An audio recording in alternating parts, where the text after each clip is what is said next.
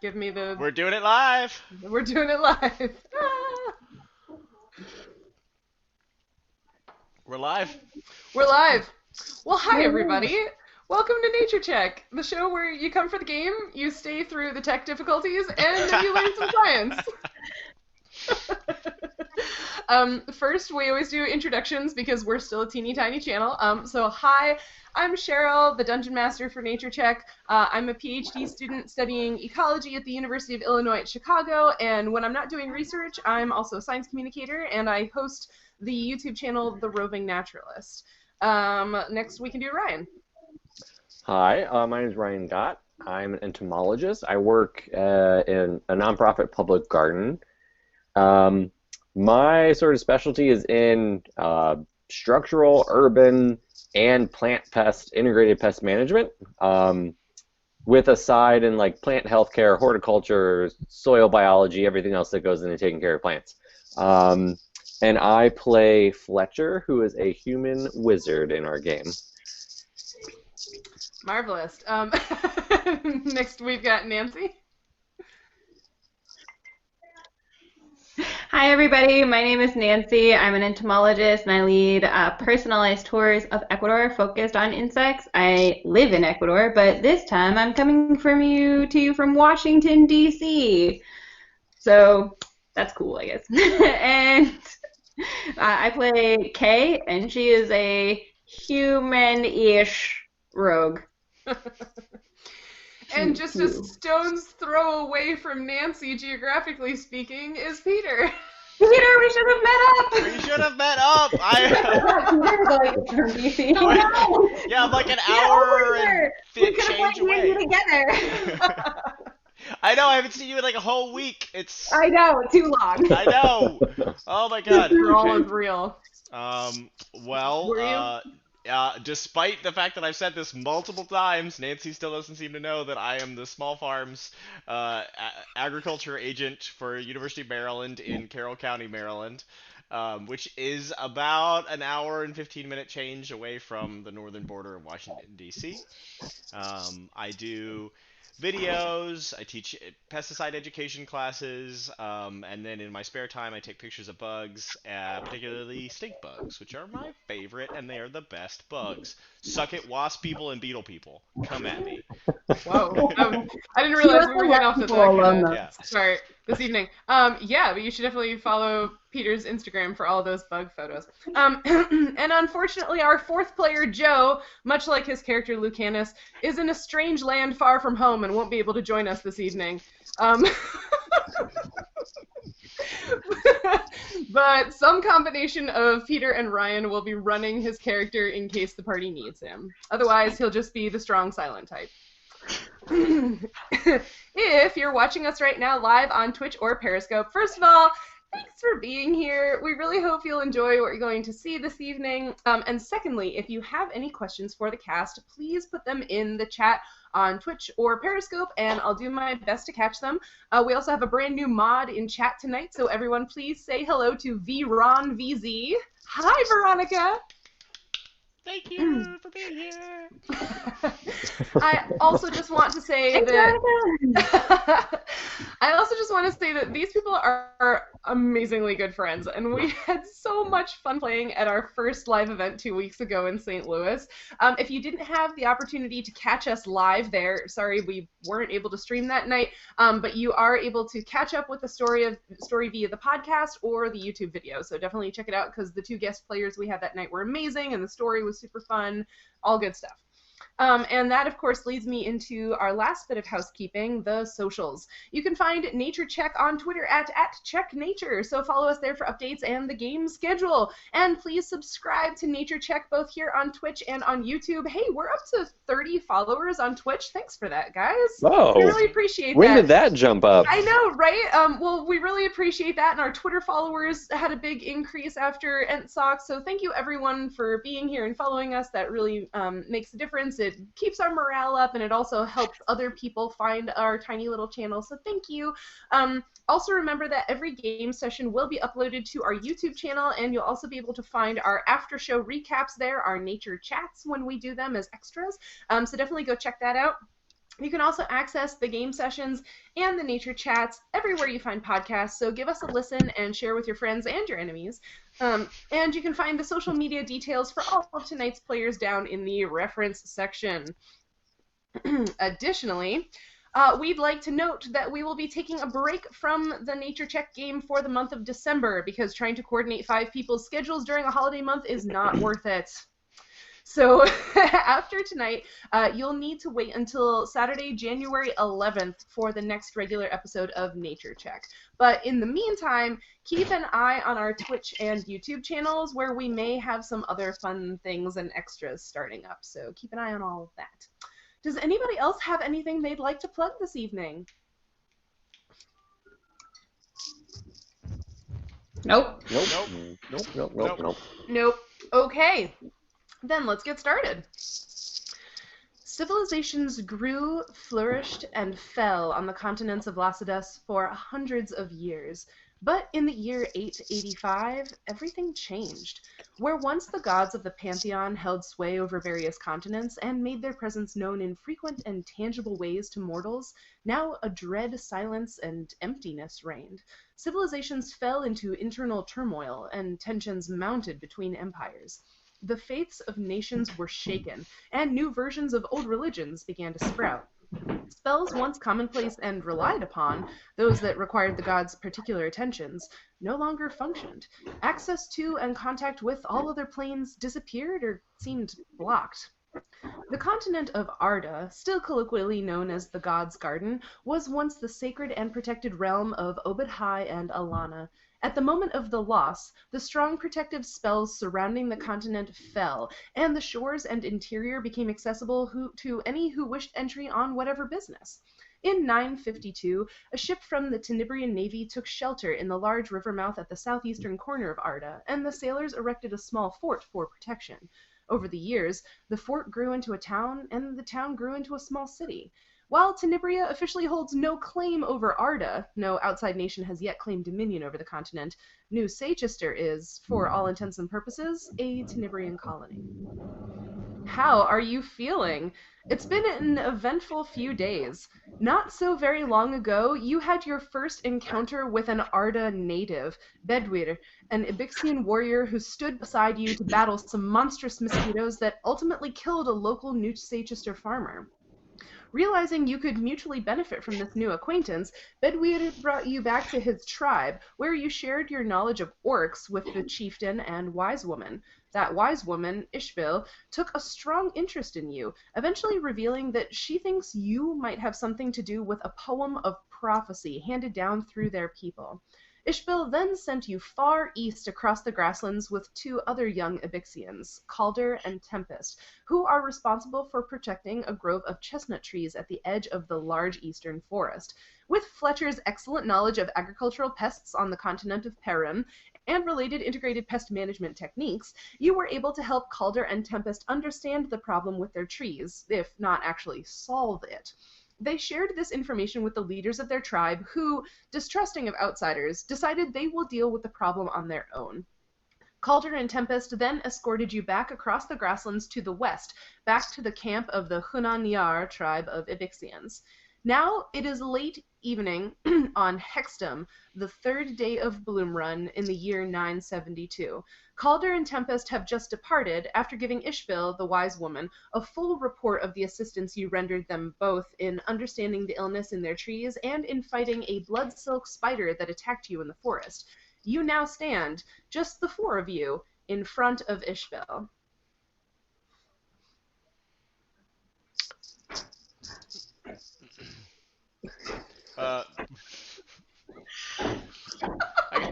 Cedric is like waving. He's like leaning out of the tent and like waving goodbye.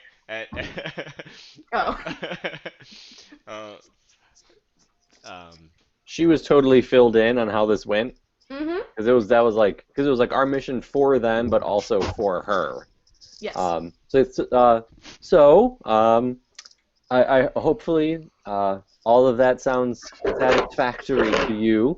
I know, it may not be the problem is completely solved, but the first step of managing a pest is understanding what you're dealing with. And so I think we got them really on the right path, and we're definitely not done trying. If anything comes up that will help, we'll be letting them know. So again, this older Ibixian with white fur and her body covered in these elaborate necklaces and bracelets with all sorts of odd bangles on them looks at all of you sort of slowly and says, "You have surprised and impressed me.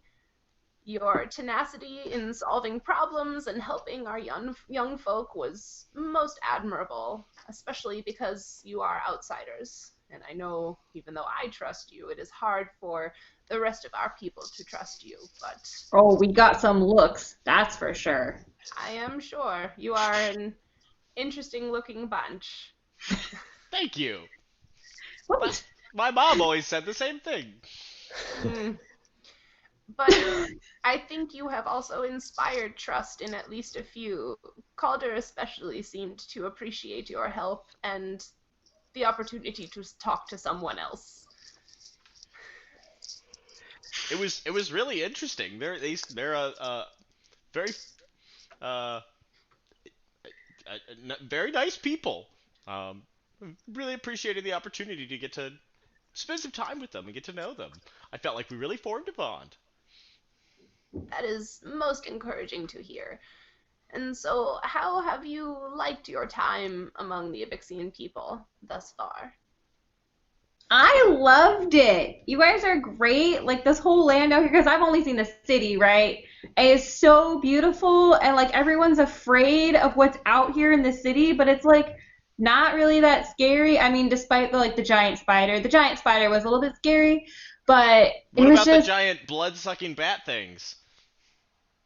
Yeah, those are fine and scary too. I don't know. But like for the most part it was just beautiful and there were like really nice people. And that is what I'm choosing to remember, Cedric. Okay, I mean, it is important to not forget about the other things. I mean, you maybe don't want to focus on those, but I mean, Well, I had a much more positive experience than a negative one, personally. oh, Whether it's good or bad, there's been so much to learn, and it's been truly amazing to be able to be with your people.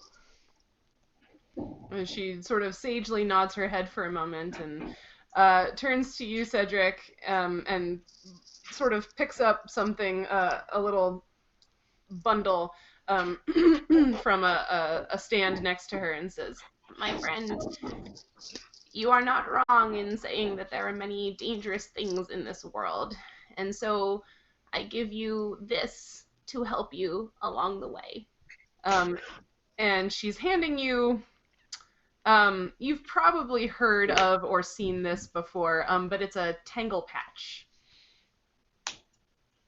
I feel like other people are writing this down. It's kind of like a tanglefoot bag. I can give you stats on it later if you need.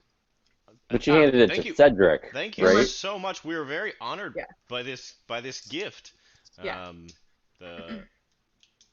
We were glad to be of service, and for the opportunity to serve. But we will take this and we'll use it in the wisest way that we can, and we will think of you when we do. Thank you. Well, hopefully you won't encounter danger too soon and need to think of me in this way. And then she turns to Kae, and she's got her hands sort of cupped around something, and she says, "And it warms my heart to hear that you think so highly of our people and the place where we live. That is encouraging from an outsider when we are in this time of unsure relationships. But you all have rendered aid to our people more than once now between your information and your combat prowess. And so you are friends of the Ibixians." And she holds out her hands, and you see 4, they look like bracelets or armbands carved from presumably Ibixian horn. And each of them has a sort of like Celtic knot, but with some sort of like goat head shapes on like the ends of the knot, inscribed on each of these wristbands, and there's 4 of them, one for each of you. These are so beautiful. I don't know. I pick one. I guess. I love it. She puts it on. I'm glad to hear that. While you are wearing these, they will mark you as friends in Ibixian land, and none of our people shall try to harm you, and instead will recognize you as friends and allies. Oh, that's so amazing. Guys, they like us. This is, as a group of outsiders, this is a huge honor. Thank you so much. I think that we will be seeing more of one another, as I told you. I hope we see more of one another. And y'all are awesome. In that case, sleep here for the evening before you go wherever your journeys take you next. So basically she's indicating that you can sleep in the same areas where you slept the last time you were in this camp. And this is the camp that has the, like, men's sleeping quarters and women's sleeping quarters for, like, young unattached people, right, basically? Okay. And the cooked rat for Cedric. Yes! So, yeah, we definitely have to stay here at least for dinner and breakfast. But we need to, I guess we need to discuss where we're heading next. Perhaps we could do that over a dinner of rat. And maybe a dinner of not rat. Yeah, I mean, I'm sure Ben Weir knows how to cook some other things. We should go find him.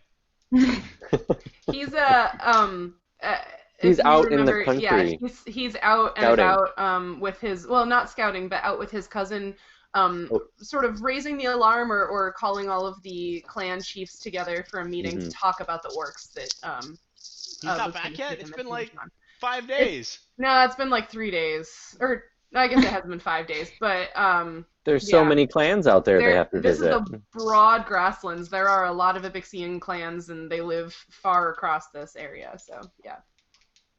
All right. Well, maybe somebody else's rat is as good as Bedware's. We'll see. What? I guess we gotta sample the different recipes.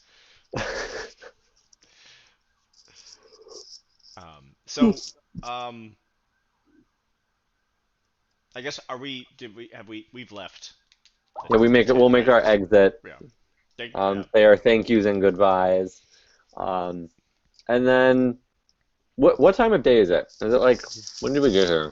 It's pretty late in the evening. Oh, okay. It's most of a 2-day trip between where Calder and Tempest live and where this camp happens to be at the moment.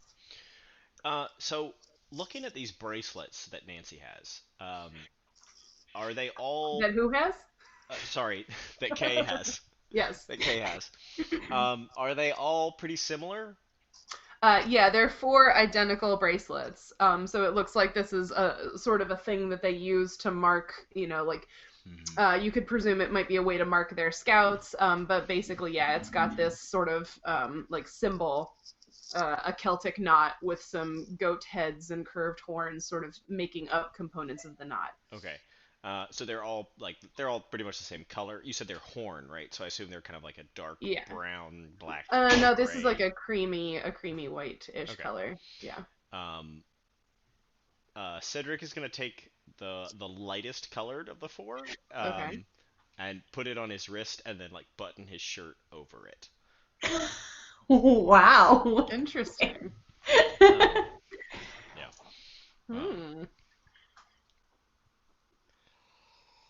But I suppose we should. I mean, I suppose we should go, like, talk about what we want to do next.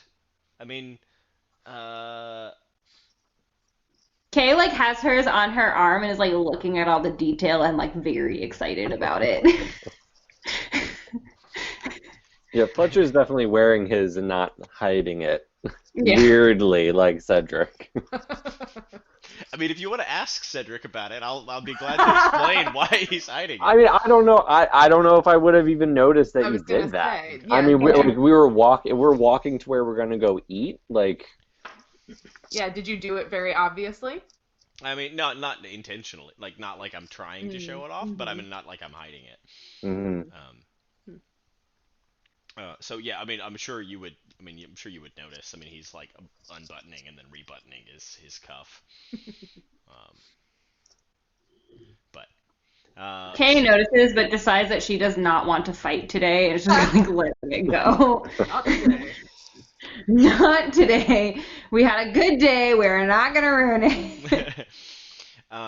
so Hmm. we should discuss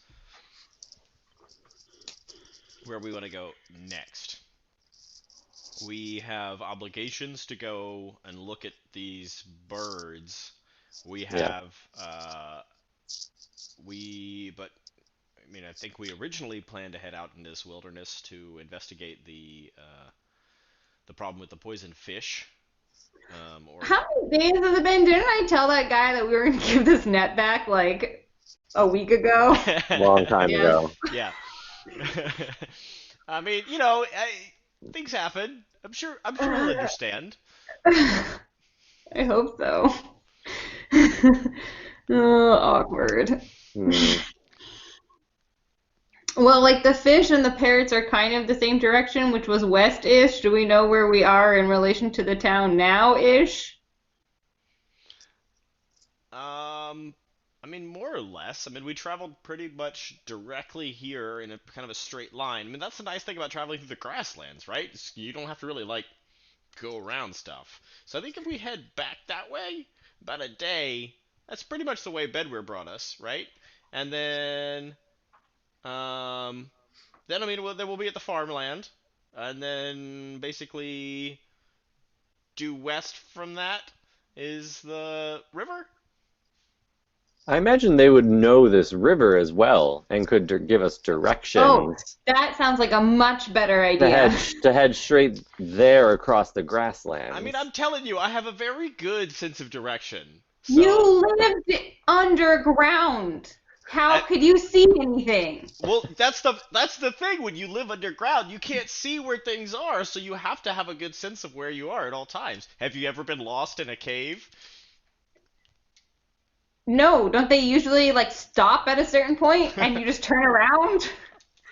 No, a dwarven mine can be a warren of tunnels going all matter of which way. You never know which way a seam of precious metals is gonna go, so the tunnels jag off into the sides and go up and down and to the sides and split and come back together. It But you requires. built them, so didn't you make maps? I mean, you can't read a map in the dark very well, so you have to have a You sense of can't where walk things in are. the dark either. So did you bring a candle to light the path? Could you not read your map? Oh, actually, Wait. you must not know many dwarves. I can walk fine in the dark. But you can't navigate like nebulous social circumstances? That's weird. What are you talking about? Everybody Do likes you live in me. a house? You literally asked them if they live in a house. Well, yeah, that seems like a reasonable question. Maybe they don't. Do you live in a house, Cedric? You know perfectly well that I live in a cave. I suppose it's a fair point. Yeah, see. So All right, really, well, really, anyway, apparently really, you never made maps. So, between hey, the two Fletcher, of us, maybe which we is the should one ask them that if has they the can build most a trouble map. navigating social situations? Is it me? Because it seems like you're the one putting your foot in your mouth right now. Okay.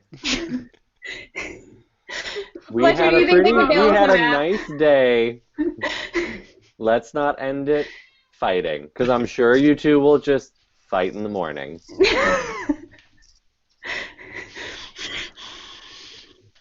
Let's figure out what we want to do in the morn. All right. Well, we have parrots and fish. Maybe the Ibixians can help us make a map to where both parrots and fish are. Maybe they might even know something about like the river problem. They like are connected with nature and stuff. And potentially the birds as well. Yeah. They know the wildlife that's around here. Even if it's not in the grasslands, they live here and they probably know a lot. Yeah, I mean more than I do. I'm like stuck in the city.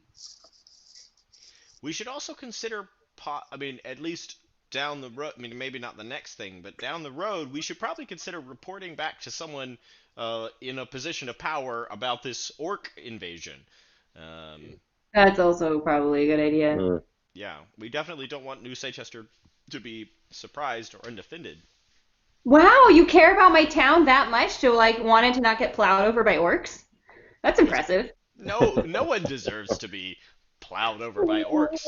Wow, that's so sweet, Cedric. Even a wretched hive of scum and villainy like New Seychester.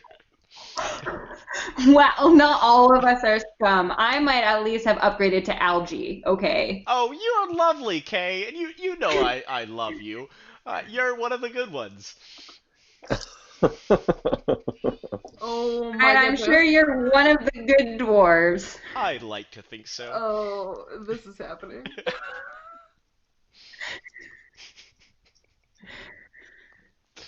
All right, let's just figure out where we're gonna go. I'm so tired. I just want to go to bed.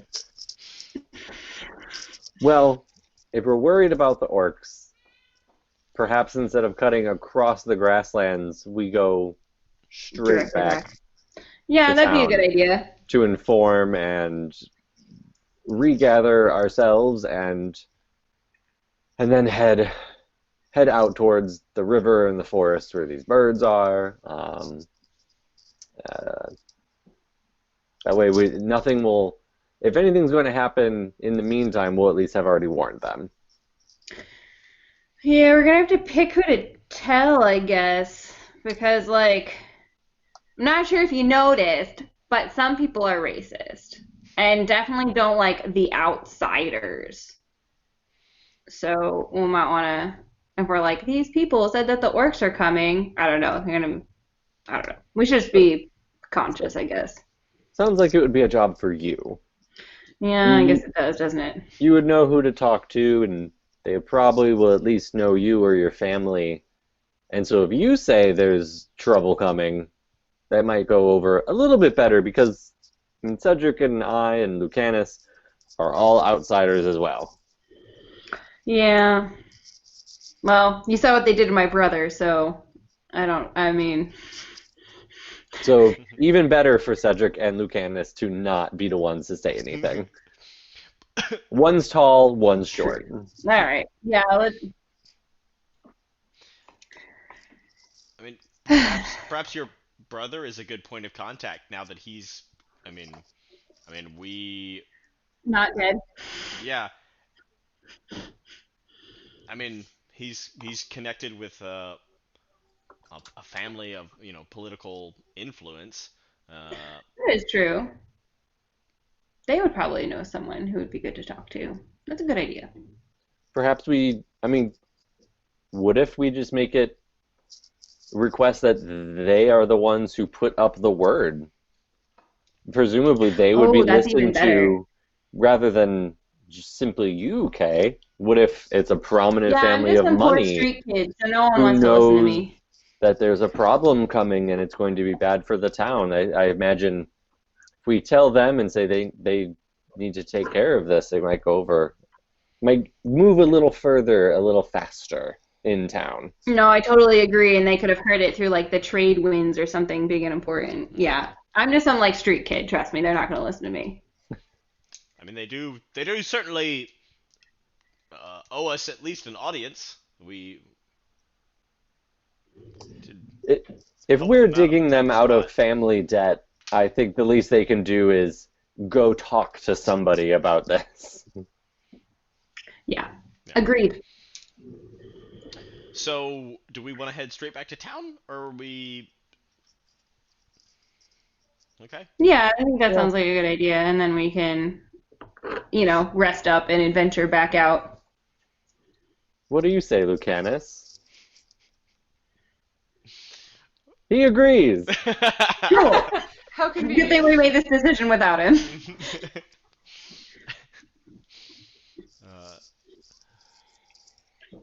So I guess we eat whatever is provided. Mm-hmm. Hopefully more than rat. Mm-hmm. No, they have a variety of things available. Yeah. They have a variety of rat steam. Well, it's not. the rat thing. So that is an option. But these people are nomadic hunters and gatherers, so there's a variety of proteins and a variety of sort of preserved, especially dried vegetable things. So you learned a little bit when you were briefly at Calder and Tempest's camp that their clan is a little bit more sedentary than many of the other Ibixian clans, and so rather than traveling across the grasslands, they sort of cultivate some wild crops, as it were, along the edge of the forest. So it's not that they're farming, they're just sort of facilitating nature's processes and then gathering the rewards. So that's, why the chestnuts were so important and things like that. So, and then they trade those products with the other clans. So yeah, there's a good variety. It is still spring, but there's a good variety of stuff available for food, yeah.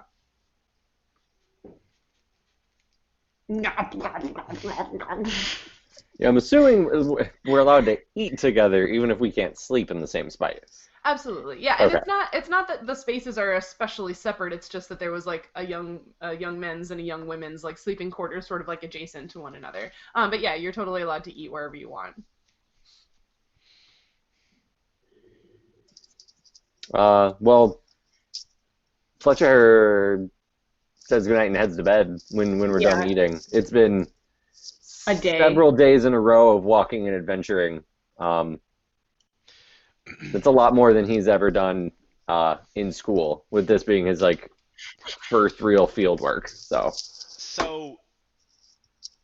is it reasonable to assume that over the past couple of days that we've been traveling, Cedric has convinced you to use magic to clean his shirt again? After seeing what happened immediately after cleaning it the last time, But you're not casting any magics. I think it's highly unlikely that he's gonna clean your shirt. And no, actually, my magic, I like killed the spider last time. Well, yeah, but then after we killed the spider, we were just traveling. You could have prepared all kinds of magics, and I hadn't rested yet. fine. All right, Cedric's gonna go wander around and see if he can find somebody that's like doing laundry that could help him clean his shirt. Unfortunately, at this point, it's pretty late at night. Like, it's, entirely dark. There are still torches burning around the camp, but it's, like, mostly just the sentries that are on duty, and then, like, the young people who are still doing the, like, perpetual sleepover chit-chat in the sleeping area. There isn't really anybody out and about doing chores. All right. Kay goes to bed. She's not helping with this. Do the Ibixians have any kind of metallurgy? Like, do they have a blacksmith in their camp? Yeah, sure. I mean, they're nomadic and warrior type people, so yeah, they have weapons and the means to make them and repair them, yeah. But like, are they ironwork weapons, or are they? Yeah, it's nothing especially fancy, at least not from what you've seen people bearing or wearing. But yeah, they have someone who does that. Yeah. Okay. All right. Cool. Cedric's gonna go to bed as well after kind of wandering around and just kind of looking at stuff and kind of poking around and just kind of killing some time. He's gonna go to bed. Alone in the dark. Okay. Mm-hmm. Not suspicious. Mm-hmm. Every time he comes across like a campfire with like people sitting around it, he's just gonna kind of like wave really friendly like and just kind of keep on walking. You get a lot of sort of like half waves back. Like, these people at this point have definitely heard of you guys and, seeing you, like, they know you probably don't mean any harm, but they're still not especially ready to, like, engage. Probably not great that Cedric's also out doing this alone. Yeah. All right, so you all have a restful night's sleep, and you are waking up on the morning of Telosum, the 4th day of Bloom Run. That's it. It's my made-up month. It's still kind of cool, breezy, cloudy, but no precipitation as far as you can tell.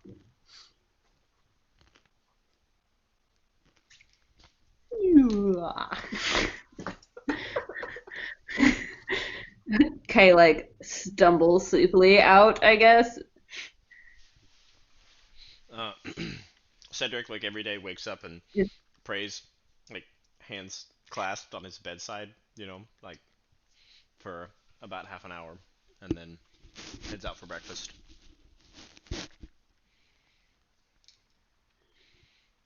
And goes and grabs the most interesting looking vegetable meats. Did you just say vegetable meats? And sits down next to Kay. A fantasy impossible burger? Yeah. Cedric's also one of those really chipper morning people, so he's like, "Good morning!" Morning, Cedric. I slept great last night. How about you?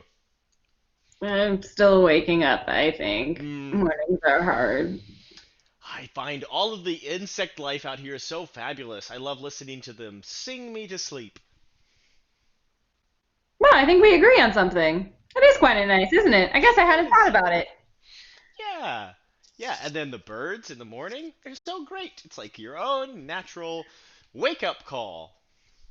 Yeah, they could start later, but I definitely like the night ones. There are these weird chirpy things out there at night, which I don't know what they are, but they're kind of nice and pleasant. Yeah, it's nice. Don't hear much of that underground, do you? No, it's basically the trickle of water. That's about it. And I guess we don't really hear much at night in the city, other than, like people wandering around and talking up to a certain point, and, at night, like people doing dishes loudly and shouting at each other, I guess. So this is kind of nice. It's still loud somehow, despite being in the middle of nothing, but a nice kind of loud. Yeah, it's definitely very different than what I'm used to. Yeah. Agreed, actually. Yeah, I like it out here. I think I could see myself spending quite a lot of time outside of the city. I'm not sure I'd go quite that far yet, but it has an appeal. Oh boy.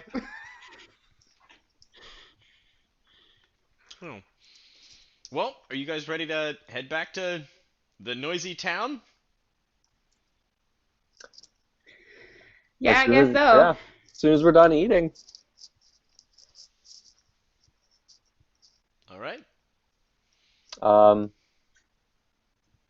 I figure we probably know the way back to town since we traveled here with Bedwear. Yeah, you're just going straight back to town? Yeah, that's what we Okay. decided on, right? Yeah, so whoever is sort of leading the group, Definitely Cedric. give me a survival check.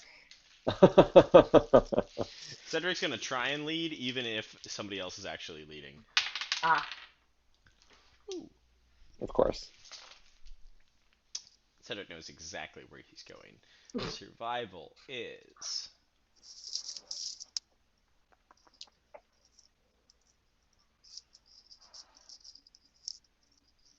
that's an 18.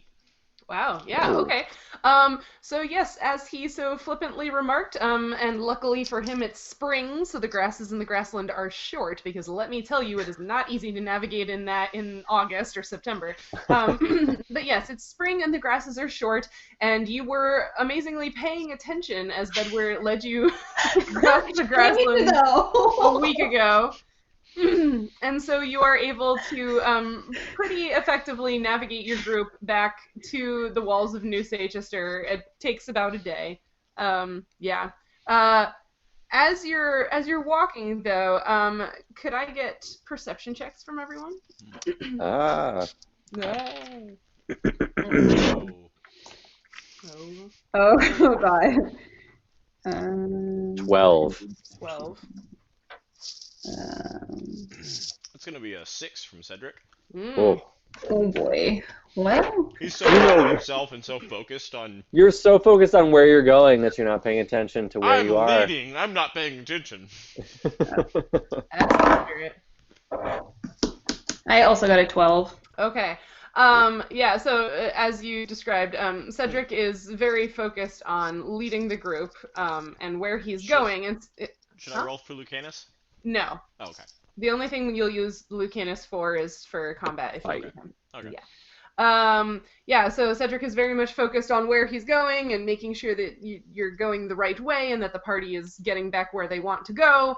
Kae and Fletcher, you're doing a little bit more of sort of looking around at your surroundings, and each of you happens to sort of glimpse something moving off in the distance. There's a dark spot, just far enough away that and through the grasses that you can't really tell exactly what it is, but there's some sort of dark spot kind of off to the side of the direction the group is heading. I just saw something in the grass. I don't know what. Yeah, I saw a nebulous thing, and I wasn't sure I saw a thing. But if you saw a thing, and I think I saw a thing, the grass moved not in the way the wind is blowing, is basically what I saw. And based on what we have dealt with over the past week, I'm not going to assume that it was just something harmless. Group up! I don't want to do this again. Can we just try and run away? I mean, we can keep walking, but be ready and prepared so we're not caught off guard. So if everyone draws draws what you might have to use if this ends up in a fight, we can at least not be ambushed if this happens to be something malevolent. Okay. So I pull out I'm holding my staff while instead of on my back, I'm holding it now. Okay. I guess I have the crossbow in my hand.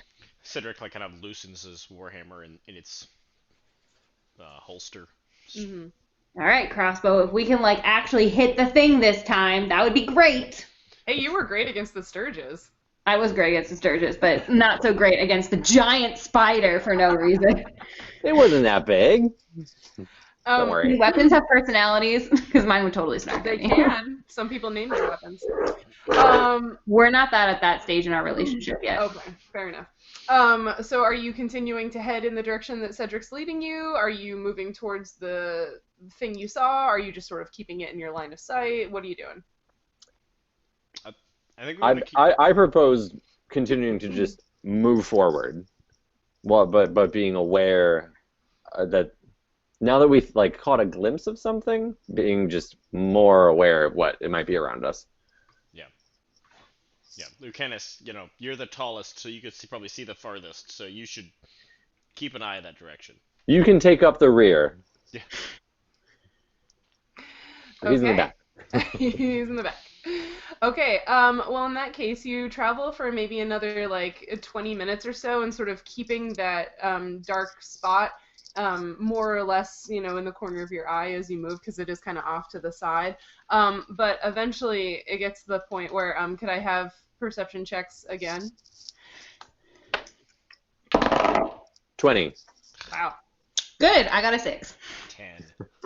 Was that a natural 20 or just a No, it was 18 plus 2. Okay, yeah. So yeah, Fletcher, you recognize these things pretty clearly. You may or may not have actually seen them in real life before, but you've read enough books, and these things are everywhere in the books. You see some goblins coming through the grass, and behind them is a larger goblinoid figure that you think is an orc. Oh, no. No. Oh, yeah. So I need you to roll initiative and log into Roll20 if you're not. No! Can we run away? Why don't we run away? Yeah, probably. I'm so over this. Can you all just leave us alone for 2 seconds?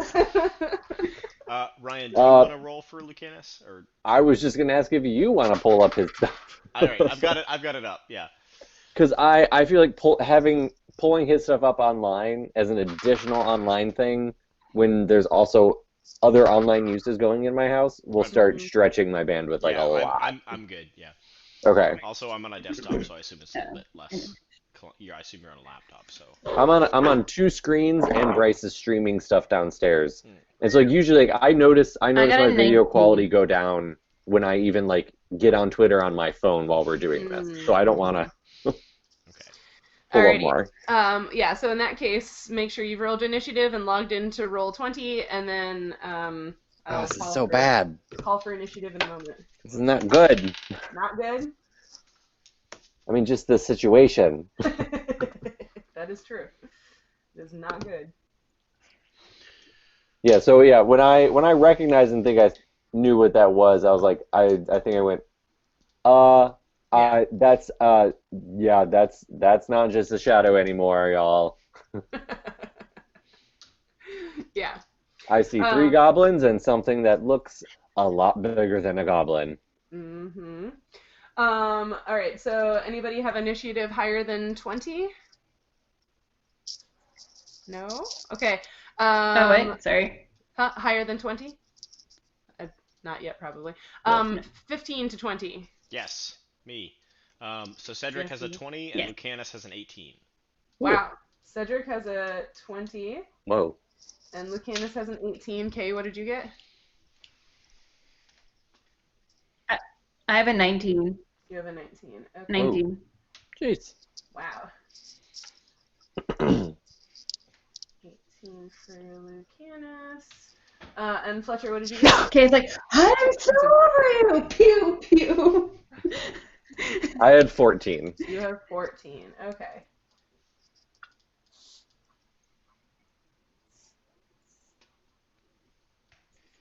Okay, and let me just doop-a-doop-a-da, do-doop-a-doo.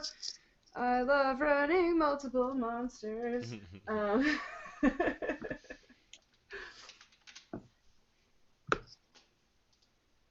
Okay. So you guys see yourselves on the map? Yep. Mhm. Marvelous. Cedric, you're up first. Okay, Oh. Cedric is, well, how far away are we from... You can measure. You can measure. You are pretty ding-dang far away, though. 30 feet to the closest goblin. 30 feet? Alright, cool. Yeah. So, 30, yeah. Cedric, points at the larger goblinoid creature and casts Doom on it. You're casting Doom on the orc? Yes. Ooh. Okay. What does that do? The orc is filled with a feeling of horrible dread that causes it to become shaken. Is there a save on that? There is not. As There far is as like, not. oh As no, far as there I is. can Sorry, tell. it's a will save. Yeah. Will Okay, negates. I was gonna say. Will save, yeah. Will save. There's a will save. Yes. Or it becomes filled with terrible doom. Yes. Where are the saves on this thing? Saves. There we go. Will save. Oh dear. Oh dear. What am I trying to be? Oh! I just rolled a natural 20. That does not sound good. Alright, cool. I'm not gonna even bother looking at my saving throw then. With its -2 will, that gives it an 18. Oh yeah, that beats my self save. Sorry. Also, Dalton says hi. Oh. Aw, hi Dalton. Hi, Dalton. I'm Basil. Thanks for watching us on Periscope, Dalton. All right, so you cast Doom on the orc, and the orc's just like kind of shrugs it off and ducks its head as What a it's jerk. walking towards you. So rude. Oh, God. Super rude. Super rude, dude. That's not a good way to start this. He tried. Is that it, Cedric? Are you moving? Are you standing there? I'm gonna keep standing where I'm standing, I think. Okay. But Lucanus, who is next. He's not next. Oh, he's not next. Okay. Never mind. Kay is next. I'm Okay, we'll do I got a Put on the 19. brakes. jerk. Yeah. Y'all got Cool. 2019-18. Alright, cool. I get to look up how raging works in 3.5. Mm-hmm. I forgot how the measuring tool works. Oh wait, I think I got it. Oh, I Yep, did. Oh, there you good. Look at that. It's pink. All right. So I need to move slightly. I guess I don't want to be in front though. Well, Cedric, go in front. Too late. Wait, I am in front. Well, go more in front because they're just out of reach to go pew pew. So I guess I pew pew one of them. I don't know. And they're like uphill from us. It looks like they're like up higher. That's. You don't want to go by that in the map? It's mostly flat, yeah. Okay. I guess I'm gonna shoot. There's no cliff like on the map. You're gonna shoot what? A crossbow bolt Okay. at the green one. I guess. One. Okay. Green Do goblin. that. Green goblin. Green goblin. I will. I forgot how to do this. So I roll a 20 to see if I hit first. Correct. Dalton says you should be a good sacrifice, Cedric. I am definitely a good sacrifice. Just yell something about Moradin and just run out in the battlefield while we leave. While we leave. I got an 11. You got an 11. That's including your attack stuff for your crossbow? Okay, that misses. That misses. So crossbow bolt goes flying off into the grass and it falls like just short of the goblin and sticks in the ground. Kae Sarah's like, "Urgh!"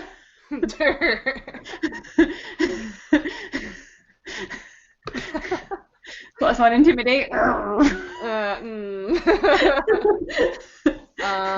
hard.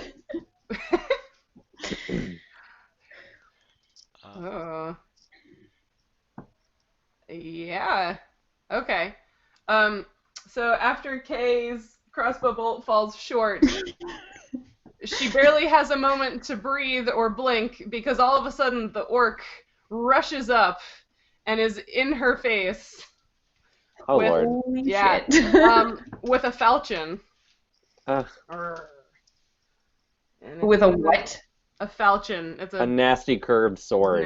Awesome. That looks very, deadly. And rolls a 2. Oh, thank God. That was garbage. That was the garbage. Worst orc. The worst orc. So he runs up with his falchion and he swings and Kae just goes, ah! And ducks right out of the way. You've heard of the last unicorn. Now we bring you the worst orc. That's mean.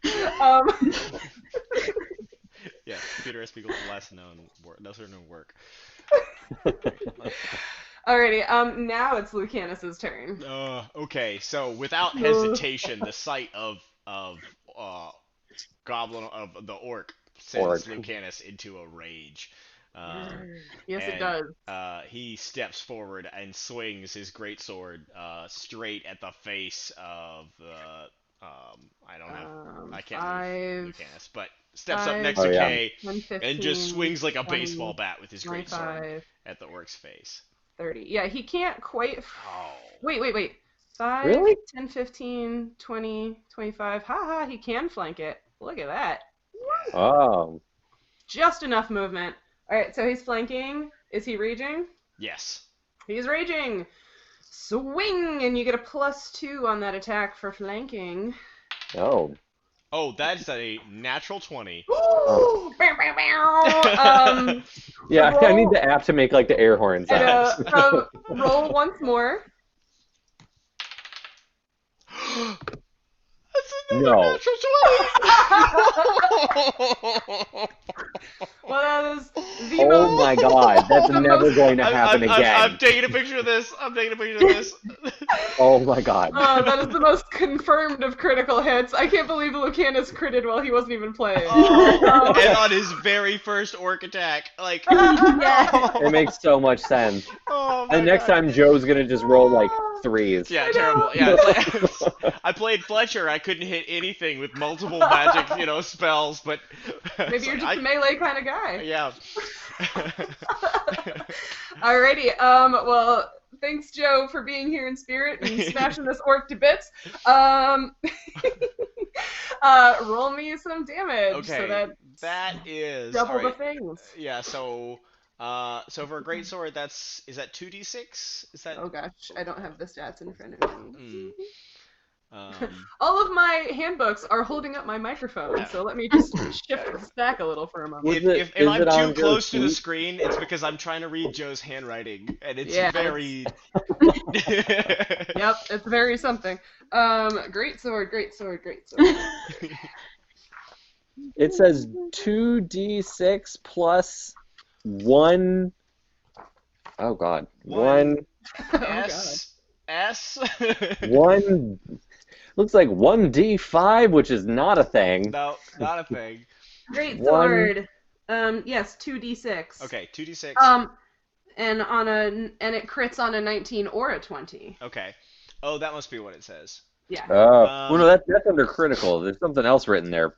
2d6 plus something under damage. Oh, yeah, so it'll be plus 1.5 times his raging strength modifier. That's what it says, 1.5. Okay, so raging, his strength is 19, right? So 1.5 times would be... So that'd be plus 4, so 1.5 times would be 3, right? Or wait, no, wait. Oh, 6. Yeah. 6, 1.5. Yes. Okay, so 2d6 plus 6 normally, and then on a critical... What's that? 4d6 plus... 6? Wait, 4d6 plus 6, I think. Yes. Okay. I will check on the plus 4, while you're rolling the damage. 10, 13, 18 plus 6, 24 damage. Let me...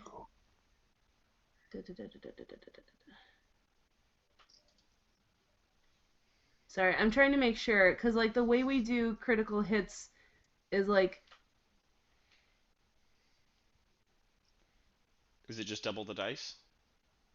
It's double everything. So this is the thing that, like, it depends on which version of the rules you're using and also, like, who you're playing with, but it's actually, it just says double the damage, the regular weapon damage. So it's 4d6 plus 12, which is, like, a lot of damage. I think he might have killed the orc. 30 damage. Yeah, yeah. That'd be 30 damage. Oh my God. That's... You're level 1. Pay so much. Meanwhile, I can go be like, pew, and do like 2 damage. Wow. If I hit. I also rolled really well for the damage. Yeah. Yeah, that was astounding. Wow, did not expect that to go down so easily. So Kae, you are standing there, you shot your crossbow and it failed, and then the orc lunged up at you and swung, and you ducked out of the way just in time, and you sort of straightened back up in time to see Lucanus kind of pound past you and take a swing at the orc from behind, and you just see fire in his eyes as he raises his greatsword up over his shoulder and swings and just lops its head clean off. Kae, like, can't even process what's happening. He starts crying. Like, there's tears everywhere. And there's also blood everywhere. I was going to say, there's arterial spray everywhere. Oh, no, your shirt's dirty. Yeah. Now you're beautiful. And she's, like, beautiful white shaking. I'm, like, crying. There's, like, blood everywhere. That was amazing. Ooh, way to go, Lucanus. Yes. Yeah, that's a thing that happened. I guess I'll make that orc dead on the screen. He did. Yeah. Oh man, that was. Oh my God. I am. Yeah, Cedric can die now. I want to play a barbarian.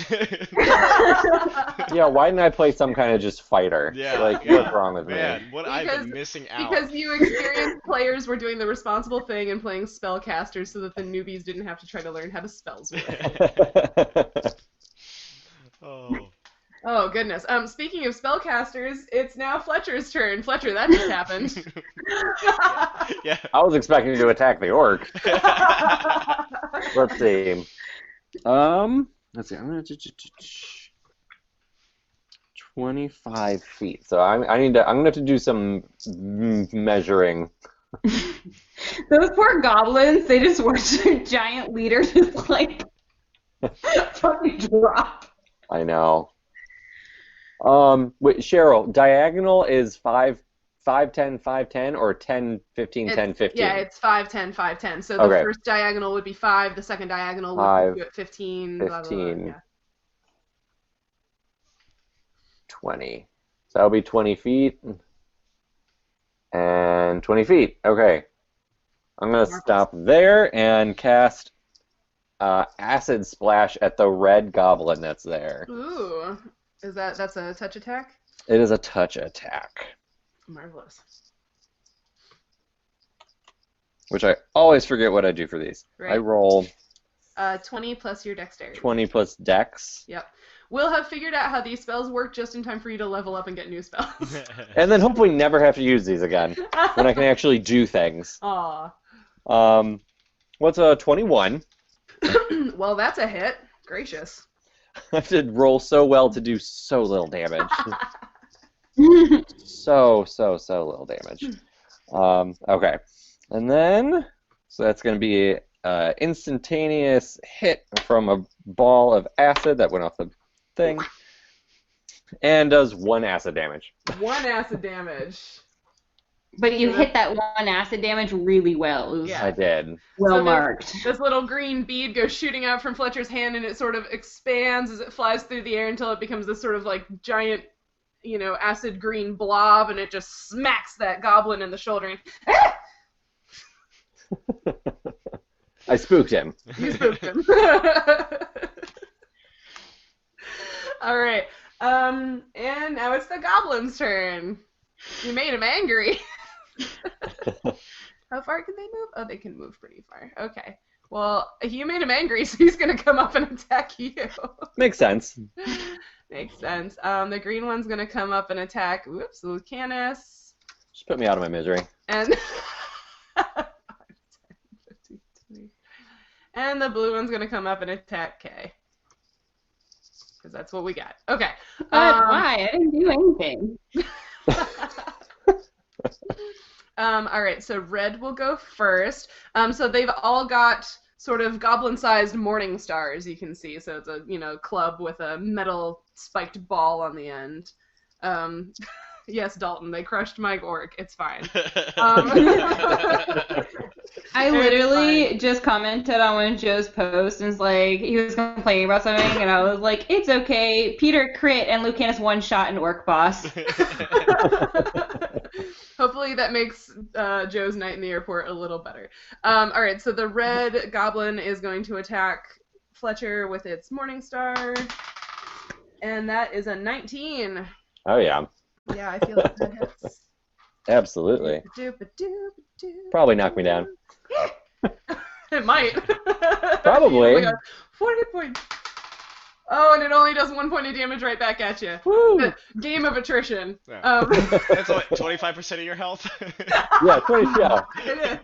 If you deal 1 point of damage, I can at least last through 4 attacks. Right? This goblin started out with more hit points than you, so... Oh, you delicate little flower. I mean, that didn't take much. Like, a tomato starts out with more hit points. Wizards are not suited to being outside. Not so much. But you know what? You're doing great. You're going to get a sunburn and die. No, that's my thing. The green goblin is going to attack Lucanus with its morning star. That is an 8. I bet that misses. That misses. Yeah, it misses. Lucanus is having a really great day. Yeah. And the... Oh my god, I have too many computers. The blue goblin is going to attack Kae with its morning star. That's a 21. Oof. Yeah, I bet that hits. So what number do I look for? Your AC. AC at the bottom of your is first not page. 21. No, it is a 13, in fact. Yeah. All right, because you're not wearing It's like a armor. 21 in the fact that it is a number and prime. Yes, and also double digit. 21's not prime. It's not prime. I meant to say odd. Math is hard. So it did max damage on you, sorry. That's 6 hit points.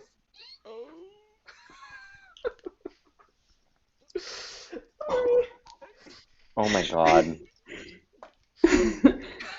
Cool. Are you still up? Barely. It's good that happened that way though, because that would have been Fletcher would have been on the ground. So. What? Yeah. Kae is not having a good day. So wait, what kind of attack was that? With its Morning Star, but it did full damage. Oof. Yeah. Oof. Okay. Well, we're back around to Cedric, Well. hanging out in the back there. Yeah, who's just standing there. Who just watched all this happen in the past, like, seconds. Yeah. Fucking asshole. Probably only thinking that he's thankful he didn't get more blood on his shirt. Yeah. No, he's inspired to combat, but after seeing Kae get hit, he runs forward, grabs Kae's shoulder, and casts Cure Minor Wounds for 1. Hey, big spender. Yeah. It's the worst. It's just 1 hit point is the saddest So Cure Wounds. stupid. But What a it's better stupid than spell. not Yeah. hearing. I don't even get to roll anything. It's just 1. One. Just 1. Sometimes Great. that's enough. Yeah. It's like you, like, blew on her boo-boo. You're like, You want me to kiss it and make it feel Here's better? a Band-Aid. Yeah. I know you're like bleeding out from like your head, but here's a little blister Band-Aid. Important question though: does Cedric give out like fun design band-aids, or does he just give out like the boring like quote unquote flesh-colored band-aids? Yeah, They no, Morden they're on them. all white people flesh colored. Like yeah. Of course they are. Yeah. of course. Yeah. Yeah. Dwarven skin tones. Dwarven skin tones. Yeah. Okay. What are you doing, Cedric? That's it. it? Yeah. That's it. Okay. Cool. Move him. Oh yes, you moved. I'm assuming you're in between Kae and Fletcher. That seems like a good place. Probably, yeah, Yeah. that makes sense. Yeah, that's Kae. Yeah. Yeah. Okay. So that was Cedric. Kae, it's your turn. You just got walloped by this goblin standing next to you. I did. I'm gonna try and hit him with, I guess, my sickle. Do that. All right. Harvest that MF. Come on.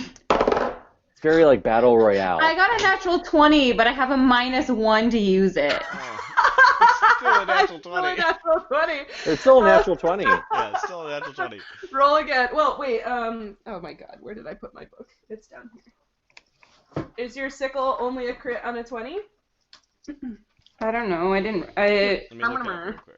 Yeah. I don't know. I didn't write anything above it. And it might just be a crit on the 20. I should have used the dagger. I have it. It has the same thing. Yeah, but it the does dagger less is a damage, but 19, it crits on a 19 or 20, and I wrote that Yeah. above the dagger, so I'm You guessing the sickle rolled- only crits on you a 20. At 20, but it's only a 19. So you still get to roll damage on the guy. It's just not a crit. Ugh. But congratulations on another natural 20. That's so lame. That's bullshit. I didn't say it before, but this is episode 10 of Nature Check, and apparently we have pulled out all the stops and brought out the weighted dice. I love it. Let's keep going. I got a 3. You got a It would have been a 6 3. if I had the critical. Just saying. Yep, okay. So you take a hefty slice, carving chunks out of the blue goblin. Does not seem especially happy about that.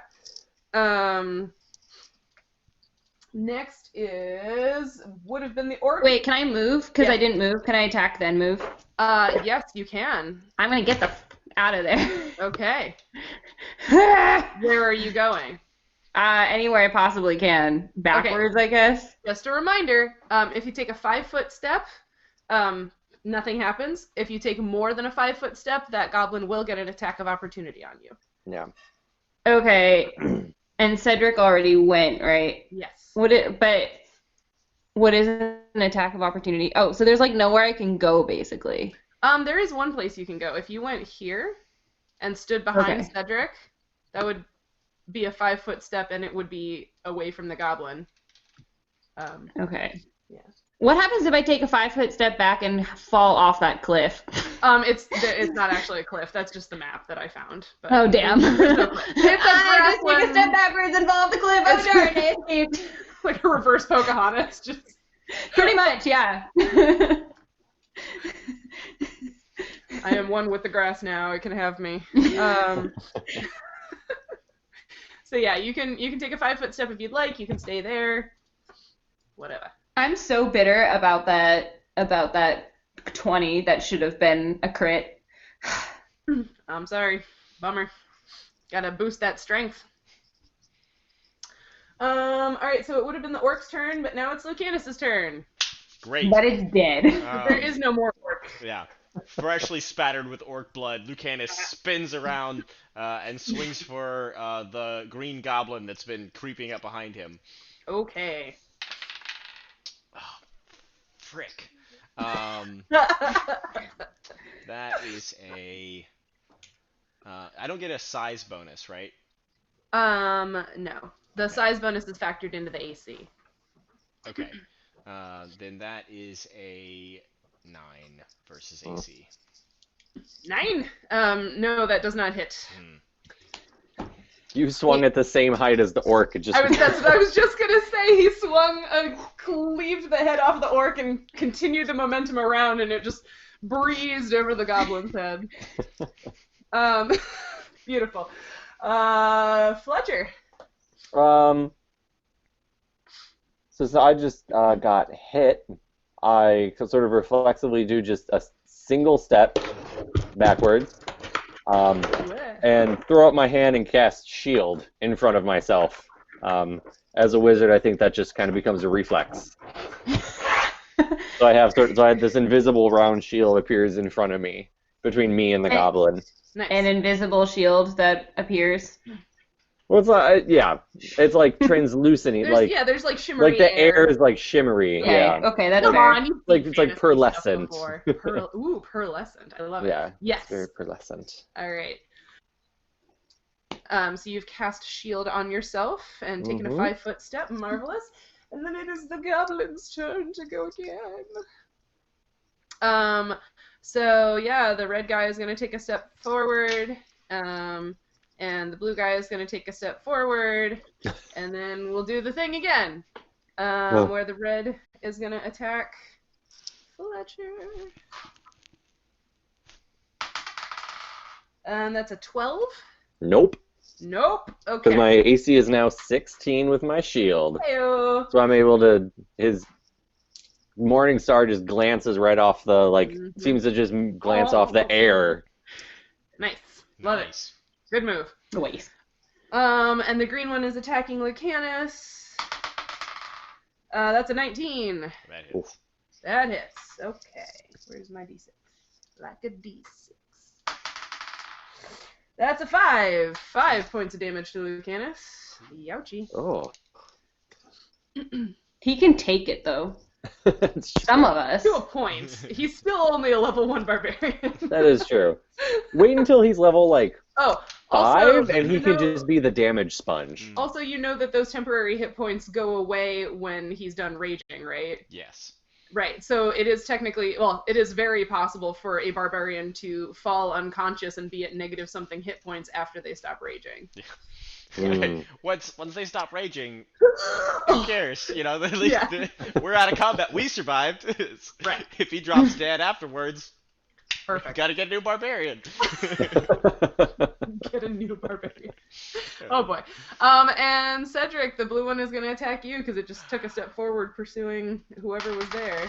Bastard. That's an 18. Wow. that- Way to go, goblins. Yeah. I'm assuming that hits. Yeah. Yes, that hits. And that is a 4. Ooh. Yeesh. Okay. God.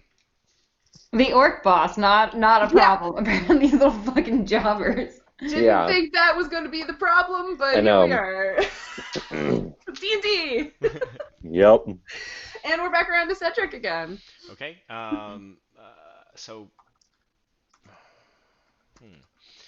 Cedric is gonna swing his warhammer at. Dalton is surprised that y'all are level 1.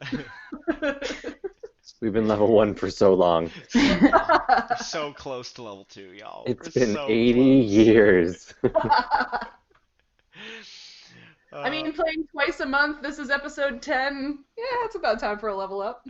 We don't do combat every time anyway. Yeah, that's true. So You're so swinging Cedric your is gonna warhammer? step. Oh wait. Mm. I was trying to think if I could get. Nope. I guess I'm gonna just swing at the guy, the red guy. You can swing at the red guy. Yes. Screw Not blue the blue one that almost killed me. Thanks, friend. That's a 17 versus AC. That hits. Roll some damage on the red guy. 4 damage. 4 damage. My warhammer. Cedric spins around, and Fletcher, you feel the breeze of the warhammer as it comes swinging past your arm, and he just smashes the goblin right on the top of its head, and it kind of like Looney Tunes style, like just accordions down into the ground. So as he does that, so he like spins around like toward like does that, and then like is basically, so as we're angled, I'm kind of 90 degrees to you, so he kind of like makes eye contact with Fletcher and just big blood spattered grin. Uh-oh. Something has changed in the boy. All right, nice kill, Cedric. I softened him up for you. My acid basically marinated him. That was me. That was me. Delicious. Protect Kae! Delicious. You hit the wrong one. I will use my sickle even though I can't crit with it. It's fine. You have a dagger. You Use your have daggers. dagger. You could crit with the dagger, It does less damage if I hit. but if you... She's still figuring out the tools of her trade. Well, I got a 4. I missed. Yep, you did. You missed. You're so busy yelling that you sort of just take like a half-hearted swing, and it dodges. Can I move backwards 5 steps? You can. I'll sidestep 5 steps. Do it. To the left, to the left, to the left. All right, Lucanus, in spirit. Oh, that's me. Yeah, I'm gonna go for that green goblin again.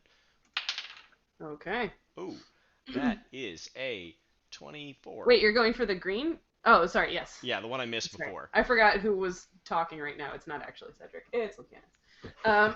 And it's a what? I think it's a 24. Oh, wow. Yeah, that's a hit. Okay.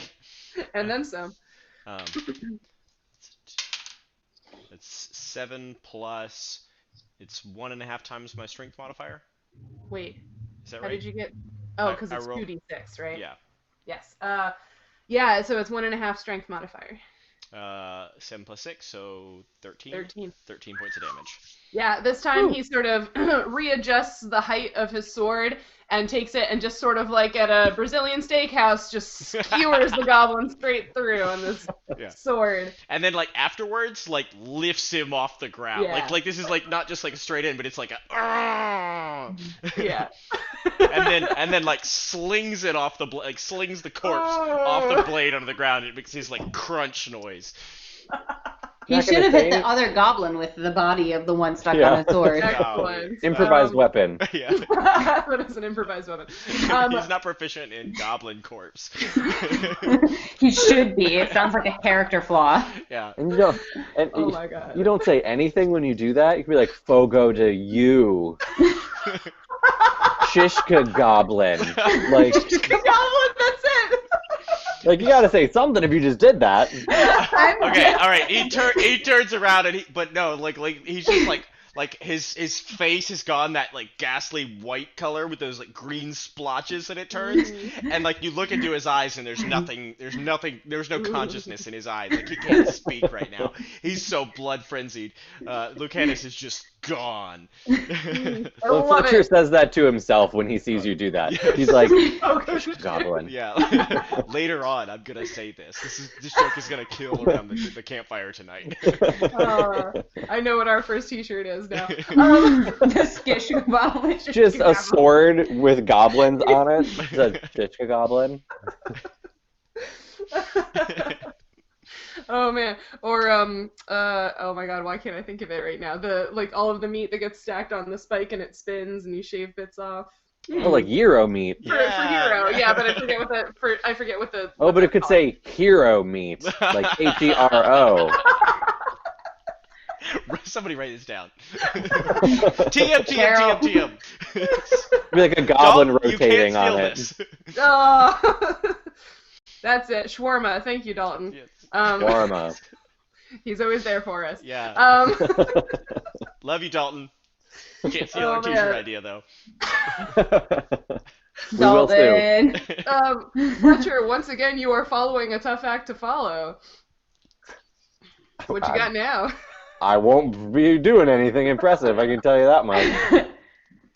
Well, that goblin's gone, so I'm going to step forward and out here. Forward and out there. So that I can... Oh, my God. I don't have like a... There it is. There's my turn thing. Oh, yeah. So I can turn and try to cast a Ray of Frost at that goblin. Okay. That'll be with a -2 because you are shooting into melee. Oh my God, it always falls off the desk. Oh, no. Constantly. Do you want me to go with what it just read on the floor? Desk dice are better. Okay. So you said -2, so it negates my dex, so it was an 18. That's a hit. Tink. Ray of Frost, that blue goblin. 3 damage. 3 damage. And Cedric, you watch as the goblin sort of to your, well, yeah, because you turn, so it's kind of to your right, just freezes into a statue. Nice. And is unmoving. And you are out of combat. Killed something! Yay! Nice job, team. Yay! I want to smash the frozen goblin with my warhammer. Okay. Kay for literally fun. just like her knees buckle under her and she just falls to the ground. Oh. As that so Cedric like picks up his warhammer to swing at the frozen goblin with just like this, blood frenzied look, and then Kay collapses and he drops his warhammer and runs to Kay, he's gonna heal you for 2 more hit points. So just like Thank places you. his hand on your where'd you get hit with the Morning Star? I don't know where I got hit. I Probably just like got right hit in the hard. gut, yeah. Yeah. Just, like puts his hand on your stomach and just like channels healing energy into your stomach, and there's just like this glow as you feel slightly less shitty. I love the image that like Cedric was getting all caught up in the battle frenzy and then was like, oh shit, I have a job to do. Yep, that's Cedric. Thank you, Cedric. Dalton She's says kinda that like- last one was a gobsicle. Gobsicle. You can always rely on Dalton for good puns. Yeah, he's Yes. or terrible. He's ready call- for you that can- dad life. Don't anybody Good tell terrible him that puns. I said they were good. He's watching. Then Pause Fletcher the says- stream. Fletcher says what? Fletcher says, you can call me the Gobstopper.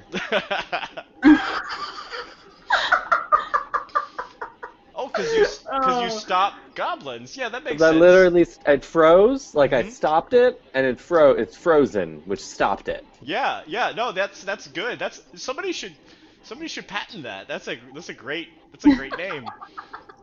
Mm-hmm. Too bad he only has 4 hit points or he could be everlasting. 3. Right, 3. Fletcher rummages around in the orc stuff. Okay, give me a search check. Search. Ooh, intelligence. That's a good stat for you. 11. 11. Bad roll. Okay. So you find his falchion, obviously. And he's also wearing a set of studded leather armor. Nice. And he has You didn't get to use it. But you find a potion bottle in like a hip pouch. There's a clear, bright red liquid inside. You also find a flint and steel in his hip pouch, some caltrops, and a bundle of hemp rope, so 50 feet of hemp rope, and 100 gold pieces. Oh, well, I take the potion. I'm gonna see. I'm gonna probably just take it right into a shop and have them figure out what it is, since I don't have equipment. Well, you have knowledge arcana. I would assume so. I would just like to point out, like, didn't we ask Elsa about how much health potions cost? And then we were like, wow, that's too much money. So, like, basically we declined health insurance because we're all millennials. I mean, you're not wrong. You have a cleric. He's free. Yeah, that's something I'll buy when I'm 40. Well, maybe if she weren't controlling it on a private market, then maybe we could afford it. Elsa, Yeah, the government should really be influencing the price of this thing. I mean, what are our tax dollars for? You have a cleric. But also, if you remember, Elsa does not sell healing potions. Oh. So, Yeah, someone It else. was that other guy. Mhm. It was the other alchemist. Whatever. The point is, we have the option to buy health potions. We're like, nah, we don't need that. It's too expensive. Which is literally D&D's health insurance. Yeah. I love it. I love it. Well, I'm taking the potion, the flint and steel, like fire starter, and the money. Mhm. I can't really use the other stuff, so I don't really want to even mess with trying to take the, like, I can't wear the armor and stuff. So Okay. So, and I turn around and say, hey, Cedric or Lucanus, I think there may be some other stuff on here that might be useful for you. And it looks like we all get like 25 gold out of this, and I throw you all gold pieces. Wow. Like a parade guy. oh, We're dying over. But thanks. I'm not bitter. I mean, I'm bitter, but not towards you. Thanks, Cedric, for, letting me not die. I appreciate that. Sure, of course. I'm not gonna. Yeah, we gotta look out for each other out here. We do. So, I feel like Lucanus has silently kind of walked away from the group to kind of process what's happened. And just very clearly needs some space. I think even Cedric could pick up on the fact that Lucanus just kind of needs... Cedric is reading social cues? Yeah. I mean, the fact that he's, very intimidated by Lucanus's gore-spattered greatsword also plays into that. So Cedric's like, well, I guess, I mean, I don't mind carrying back this studded leather armor and this weird, funky sword. I can carry all of that. And, sure, I mean, this rope, rope comes in handy, right? So I guess we can keep that. I mean, I don't really want this disgusting orc armor, but maybe somebody will buy it. I know Lucanus is kind of partial to selling equipment, so I'm sure. Sure, that seems like a good idea. I feel like I'm talking a lot. I'm just a little bit keyed up. Sorry. Also, these are caltrops. Kae, I don't know if you've encountered these before, but they're basically like a four-sided spike, and you sprinkle them on the ground, and then people would step on them, and they would get injured. It's really handy if you're being chased or pursued. I can't imagine why that would happen to us, but I don't know. Maybe they're valuable. They could be melted down into some kind of metal or something like that. I could use those, probably. Even just in the city. Yeah. Well, I think you wouldn't want to use it in the city. I mean, like a child might step on one, injure themselves or something like that. Got a creep following you home after you've been at the bar? Throw some caltrops behind you? I love that. I'm gonna do that. That would from be now great. on. I mean, does that kind of thing really happen though? I mean, like that doesn't sound like a real scenario. I mean, that's Hey. never happened to me. Don't make fun. That just happened on my campus. Oh yeah. Mm. It's never happened to Mhm. Cedric though, so Right. he's oblivious to it. Hedrick in his cave. Yep. Yeah. It's Yep. his cis dwarf privilege. Is that dwarf Cis, privilege? cis male dwarf Um, privilege. Yeah. Okay. So you're carrying the armor and the sword and the rope that you found on the orc. Fletcher took the rest of the stuff and distributed the 100 gold between all of you. Y'all doing anything else? Am I allowed to check the goblins? Should Yeah, I I check the wanted to orc? check a blue goblin. Please The do. one that like. Um, Can I? Yeah, you can both roll search checks. Sure. All right. 16. Hold on. I think Oh, I. no, I'm sorry, added- 14. 14? Math is Wait. hard. No, because I didn't go and check. I got a 17.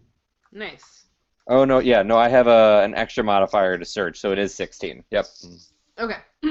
16 and 17. Nice. So between the two of you, I got the 17. I know. Between the two of you, you find 3 sets of goblin-sized leather armor. Duh. Also 3 goblin-sized morning stars. Duh. 3 goblin-sized javelins, and also there was 1 regular-sized javelin on the orc.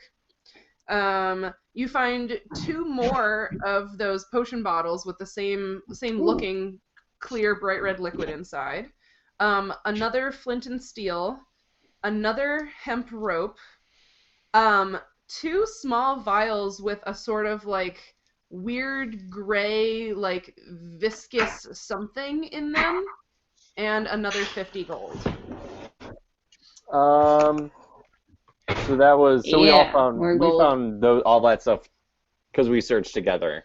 Yeah, collectively between all of the goblins and the Yeah. orc. Yeah. So, So if you need me to relist what you found in this encounter, I can. Kay, I'm gonna collect all the potions and just kind of keep track of those. Yeah, hopefully- I don't know what this stuff does. It's like magically gobbledygook, and I'm afraid to touch it. So Yeah. I don't really want to touch it right now either because I have no idea what it is. don't drink it. I'll Definitely keep don't them drink safe, and I'm not gonna grab any of this other stuff so I don't accidentally drop one of these things without knowing what it is. it. Yeah. Yeah, do you have knowledge arcana? I do, but I'm not gonna do it right now. Okay. Just because we're like in the middle, Out in like the open. doing this. Fair enough. Yeah. So, Sheryl, I got 3 sets of armor other than the potions. 3 sets of armor, hemp rope. What else was it? So there's 3 sets of small leather armor, 1 set of regular size studded leather armor, 3 small morning stars, 3 small javelins and 1 regular javelin, 1 falchion, 2 sets of hemp rope, 2 flint and steel, 1 bag of caltrops, and 150 gold. And then the 3 potion the 3 red potions and the 2 like sort of gray viscous vials that Fletcher has. Okay, cool.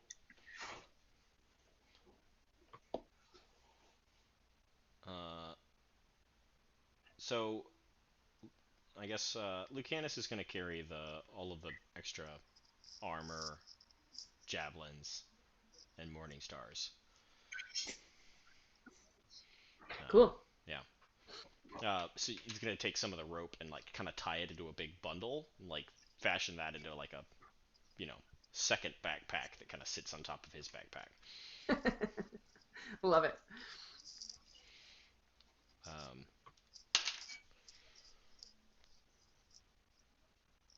Yeah. So, it seems like probably a pretty good idea that we're heading back to town to tell them these things are out here. Out here, yeah. This is a lot closer to town than they've been seen previously by the Ibixians. Cedric walks over to the Yeah. that Lucanus has decapitated, grabs it by the. It doesn't have any hair, right? So grabs it by the jaw, and like Oh, lifts they it have up. they have hair. Oh, they do? Yeah, they have black hair. Yeah. Okay. Grabs it by the hair, then like lifts it up. Is like, well, I don't think we're gonna have any trouble convincing everybody that we're telling the truth. Um. Yet another D&D party carrying around the head of some random ass monster. You're gonna carry that thing? Cedric, that's all on you. You can carry that thing. That's gross. Your shirt's already dirty. My shirt's already dirty too. I guess the laundry list is long. Yeah, you're the only one whose shirt isn't dirty now, Fletcher.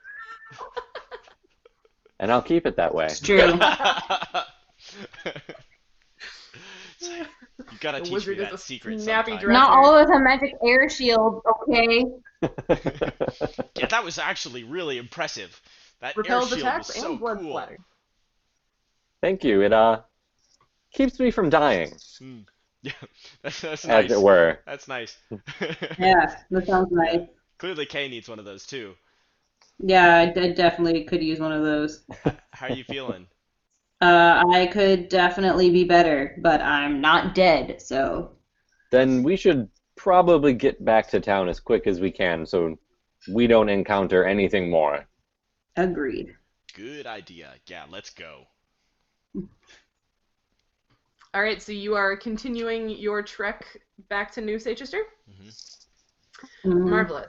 Yeah, so you will make it inside the gates about, again, sort of late evening. And this feels like a perfect place for us to take a halfway break.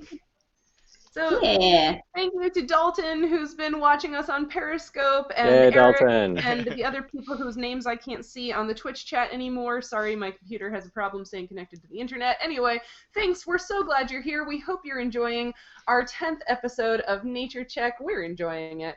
We're going to take a quick bio break, get some water, have a snack, pet a cat, whatever. We'll be back here in a few minutes, and we'll see you soon. At what time? What time?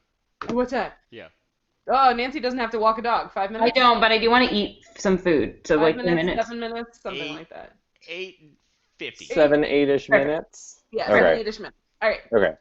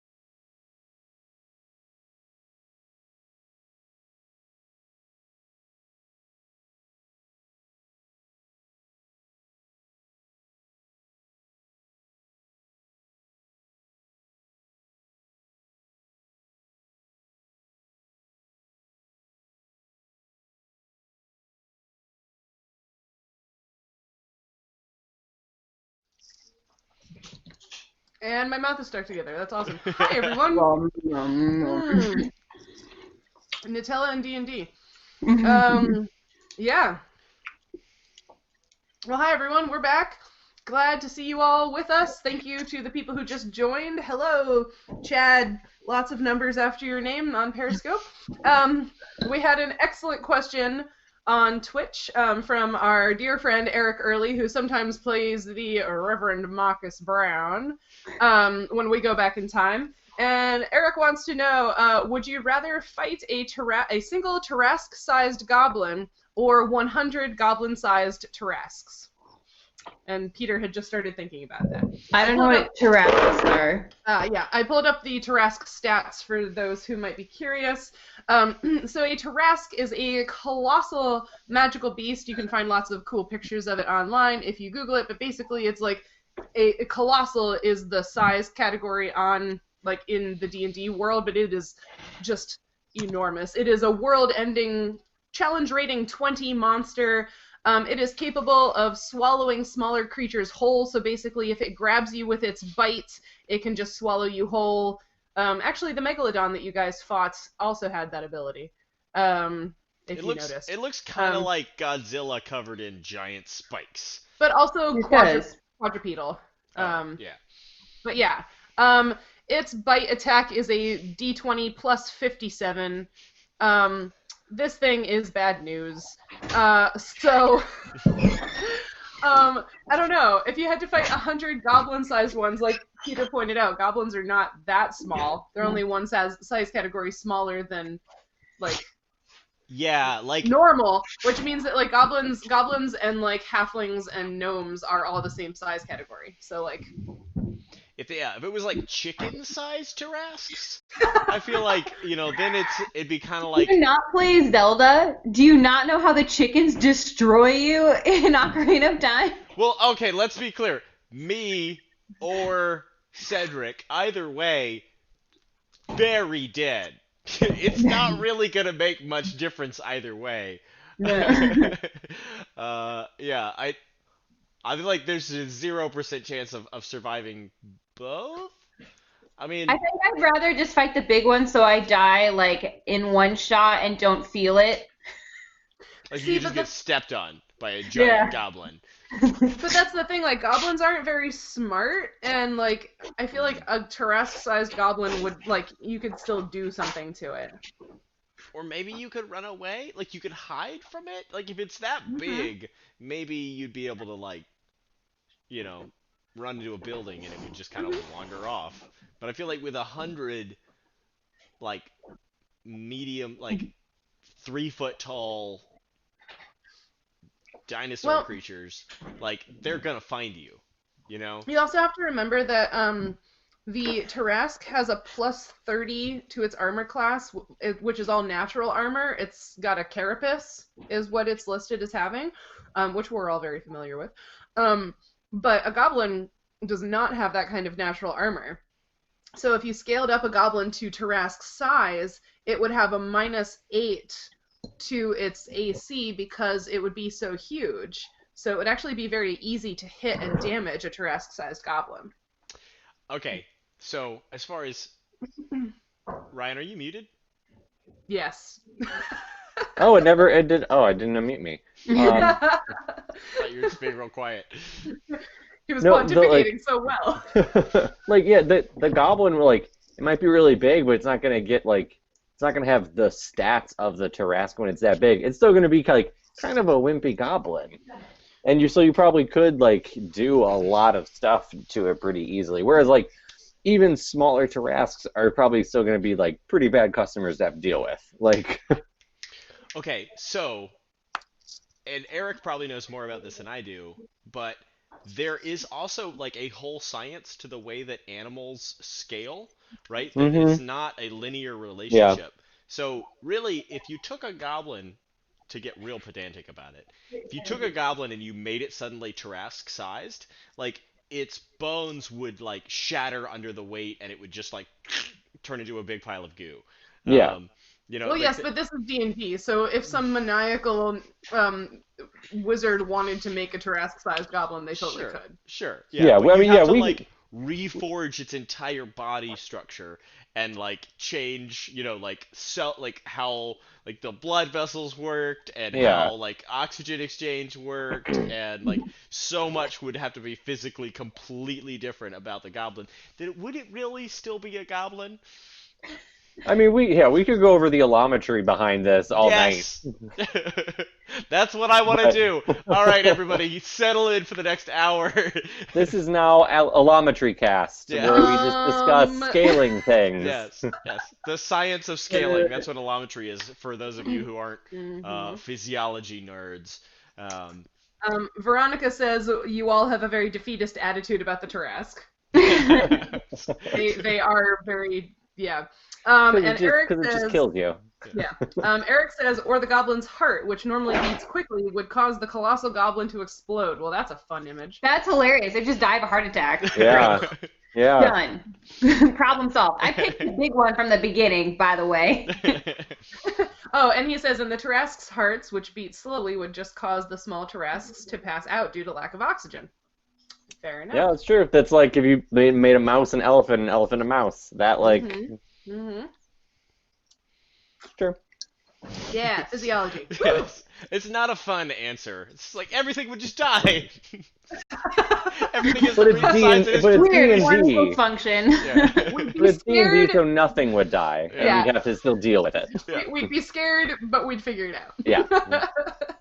That's D&D. Yeah. We're Yeah. scared, but we'll figure it Yeah, out. exactly. I think the more fun question would be which would win in a fight. Like You just between give the it to two make of it them. fun. Like, Between the two. right. Oh, I would definitely put my money on the 100 goblin-sized Tarrasques because swarms of things are the worst. Yeah, definitely. That's Swarms true. are the worst. Anybody that's been in the salt I marshes picked of the big Eastern thing North from the America beginning. agree- Huh? Wait, sorry, you were both saying things. What? Go ahead, Nancy. Oh, I just said, again, I picked the big thing from the beginning. I was just saying that anybody that's been in the salt marshes of Eastern North America agrees that swarms of things are the worst. Swarms of things are the worst. And Okay, Nancy? No, my shoulder hurts because I'm like sitting on a poof because this is the only place I can balance my laptop, and so I'm just like stretched. I'm just doing yoga over here. Don't mind me. she's not even in Ecuador anymore, but her computer is still balanced on something weird. Yeah. So my friend's roommate like moved out and took the couch, so now there's like various chairs that are too high for the table, and the poof seemed like better than the floor, and I'm not sure if it actually is better than the floor, but here we are, and now I'm stretching. Nice. Beautiful. The spirit of Ecuador lives on within me, even if I happen to not be in Ecuador. I never doubted for a second. Nope. Yeah, Since I am at my friend's house, I would like to leave at like when the hour cuts, so absolutely. Okay. because I have to get a plate well, tomorrow morning. Oh yeah. Oh, Well, in yeah. that case, let's get back to the shoe. Yeah. So you guys dealt with. Sorry. No, you're fine. You guys dealt with the orc and the goblins, and then you continued following the heading that Cedric had determined for you to make it back to New Seychester. So you make it back inside the gates. It's already dark, so you have to like knock on the gate to have them let you in, and the guards definitely give you like not a short weird glance either, like a long one. Like they're real suspicious and weirded out. Like, why were you guys out there, and what's with the orc head, and they think you're real weird, but they let you in because, like, you look like the sort of people that belong in the city. So, in you go. Little do they know. Wait, what? I guess they might not know. Okay, that's fine. I think they would have at least seen her around. I mean, yeah, it's not a huge city. So it's late at night, huh? I'm going to bed. Yeah, I doubt at this hour we could really go bother the Greens and get in their house and demand that they take this orc head off of our hands as proof that there are orcs. Yeah, it does seem less than polite. That's a good point. So maybe that's a tomorrow thing. That sounds like a good plan. Yeah. Do you want to head back to the marked bird? Stay there? I'm going home. Okay, bye. Yeah. Bye, Kay. Kay, Bye. yeah, Kay Good night. has a home. Yeah. Yeah. Feel better. Do you live in Thanks. a house? I do live in a house. I didn't live in a house for a while, but I do now.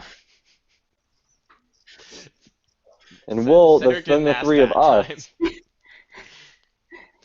three of us head back. Okay, you head back to the Marked Bird. So the door to like the main tavern area is still unlocked. But as you enter, there's nobody about. It's pretty late.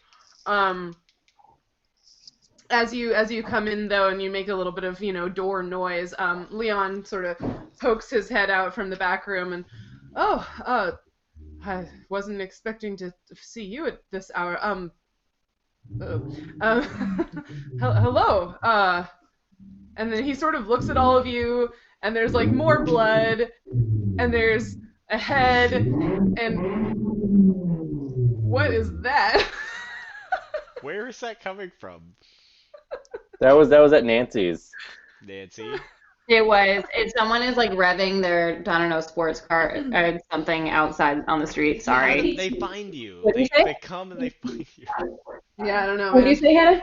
They always, yeah. Oh, it might be an ATV. I don't know. I told you, I carry the spirit of Ecuador with me. An So it ATV doesn't in matter where- Washington, in DC? There's just nobody owns a ATV in Do your DC. neighbors have an ATV? It's changed a lot in the last few years, don't you Oh, know, Peter? apparently the kids in the neighborhood run around on the neighborhood ATV. I don't know. Mm. I swear, I don't know what part of DC she lives in, but man, it's not like U Street. No. All right, so Yeah, so he's like looking at all of you and the Ced- blood and the head that you're holding. yeah, and Cedric lifts up the head and his other hand like victoriously, and is like, "We're back." Hello. Are you all okay? Is Kay all right? Kay's fine, but we need a place to sleep for tonight. Well, your rooms are still here. You paid for a month, but Oh. Can I get you anything? Yeah.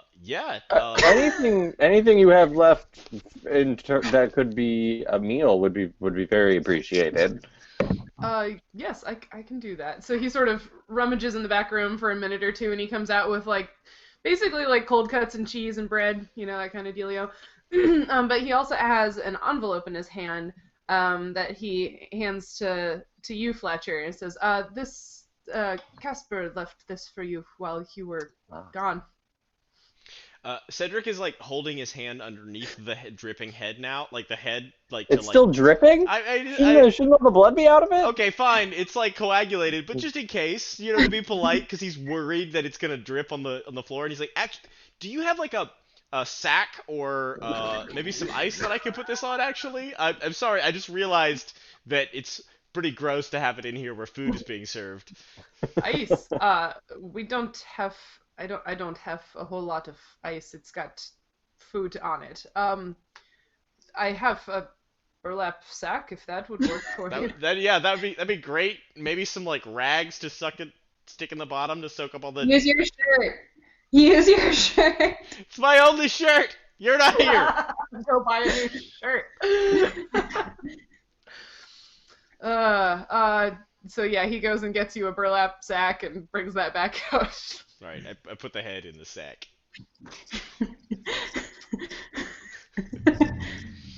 I'm not going to ask. I'm glad you're all safe. Thank you. How much to compensate you for the food and these items my partner has required? The food is part of your monthly rent, and as far as the sack, it's not a big deal. It's better than that thing just eating out. It's true. Fair enough. Hey, Leon, do you know, is there a place near here where I can get laundry done? Most people I know do their own laundry. Did you need something to be washed? Yeah, He just sort of looks all over you again. I'm just not very good at laundry, apparently. So Anyone who does laundry for just to make a little bit of extra money? I mean, I suppose if you would like me to do it, I can. Sure, yeah. I mean, Well, I'd be that's a glad punishment. to pay you to wash this shirt if that works. Okay. Yes, I can do that. Okay, Cedric takes his shirt off and hands it to Leon. He's just bare-chested in the bar. Yeah, bare chested in the bar. So, yeah, so you guys can see Cedric is very pale. Uh, rather her suit, but probably average hairiness for a dwarf. And he's still wearing the Ibixian bracelet on his wrist. And that's it. There's I'm glad I'm not there. yeah. And you have a head in a sack. Which is sitting on the floor next to my chair now, and I'm This eating. needs to be fan art when we get there. I would like some fan art of that. I would love some fan art of Cedric shirtless with a head in a sack. Eric says that it's an improvised weapon, the head in the sack. Head in a sack. It's true. Yeah, so Leon takes it from you, kind of doing the like 2-finger pinch. Like, do you not have another one? No, I've only ever needed the one before. Okay. Is there a place in town where I could buy more shirts? Of course, there are tailors. Yeah. Okay. Maybe I could, like, if you could give me a list tomorrow, that might be a good idea. Would you like to keep this to go shopping, or are you going to go shopping in your chainmail? Oh yeah. I mean, can you do that tonight? I can. I was going to go to bed, but I mean, in the morning, maybe. yes, I could do it in the morning, but it won't be dry. Oh, that's fine. I could just go shopping in my chainmail. No big deal. Oh, okay. And he just sort of like throws it behind him through the door into the back room.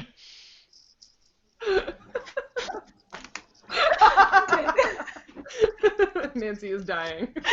No, I'm just thinking about Cedric wearing chainmail. white privilege. Hey, can you just watch this for me at midnight? Veronica says, underground in the dark, it doesn't matter if your shirt is clean. Yeah. Cedric's like a cicada, 17 years underground, and comes out and has no idea what's going on, just screams at the world. Ah! Do you live in houses? That was the most delightfully appropriate comparison. He has no idea what's going on. Screams. Have you heard the good word of Morgan? Oh boy. Okay. Yeah. Wow. Both Cedric and cicadas like the underground scene. Okay. So Okay. you've given Leon your shirt. He's gonna wash it. Fletcher has an envelope that Casper left for you. Anything else?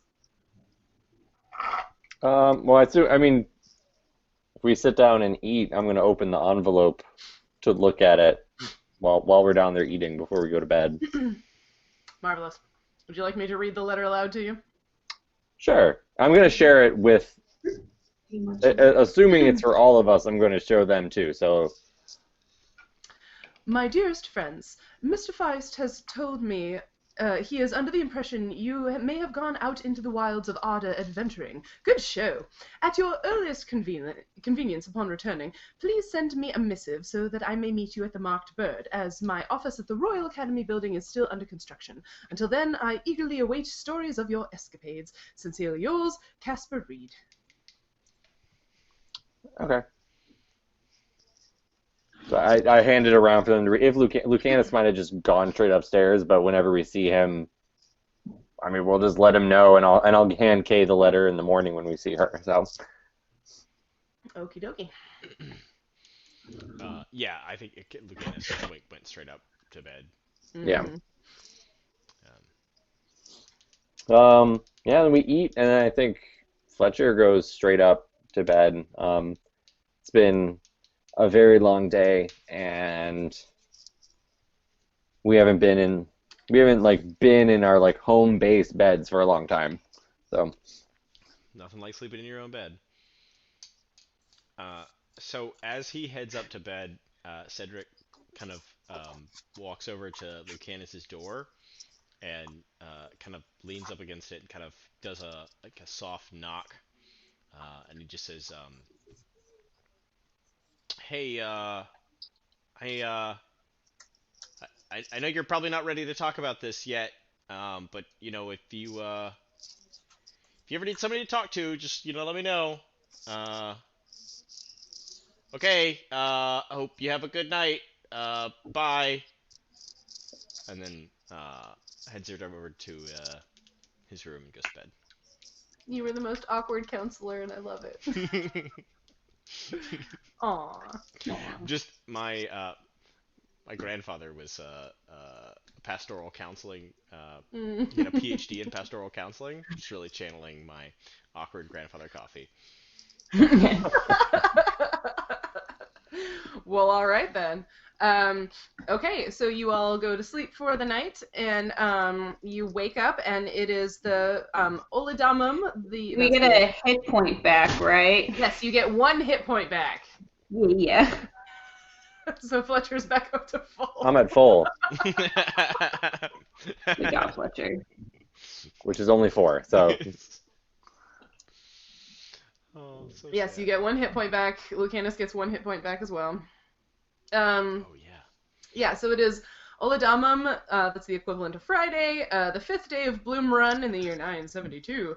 It's a little bit warmer than it was yesterday, a bit breezier, and the breeze has blown all the clouds away, so it is a nice clear day. Yes, I did actually look up the weather for a real live place so that we have realistic weather every day. Oh, that's so nice. World building! Alright, what would y'all like to do?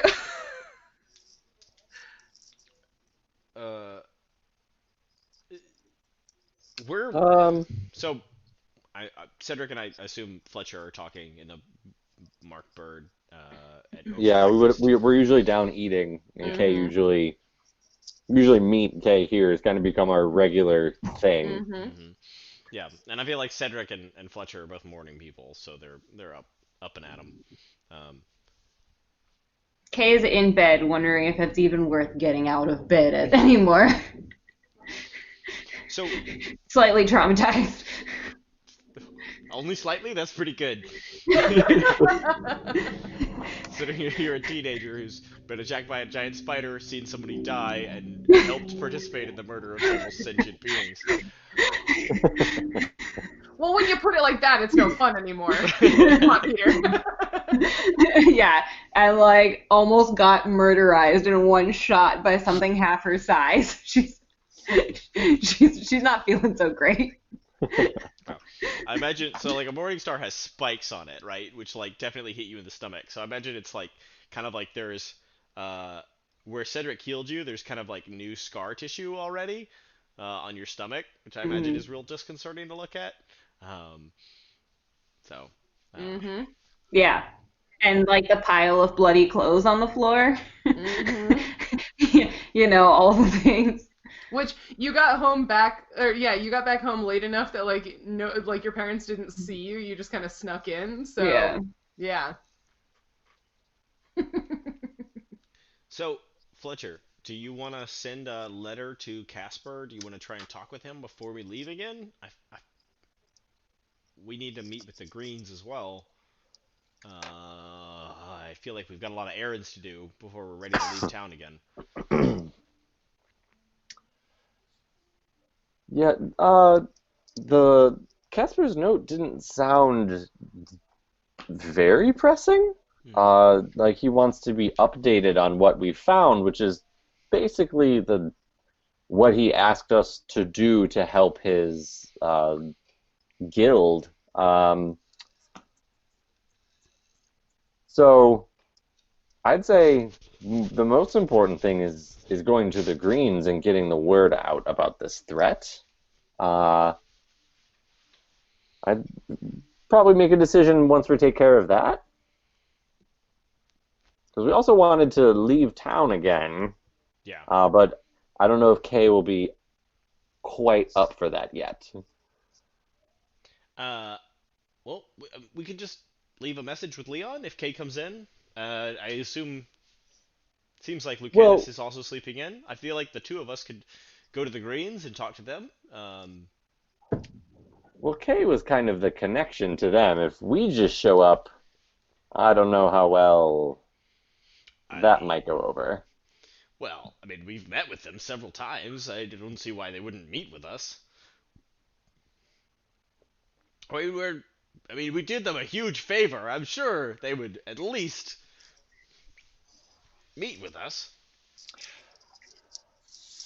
They would meet with us, but usually things go a little better if Kay's there to do the talking, Hmm.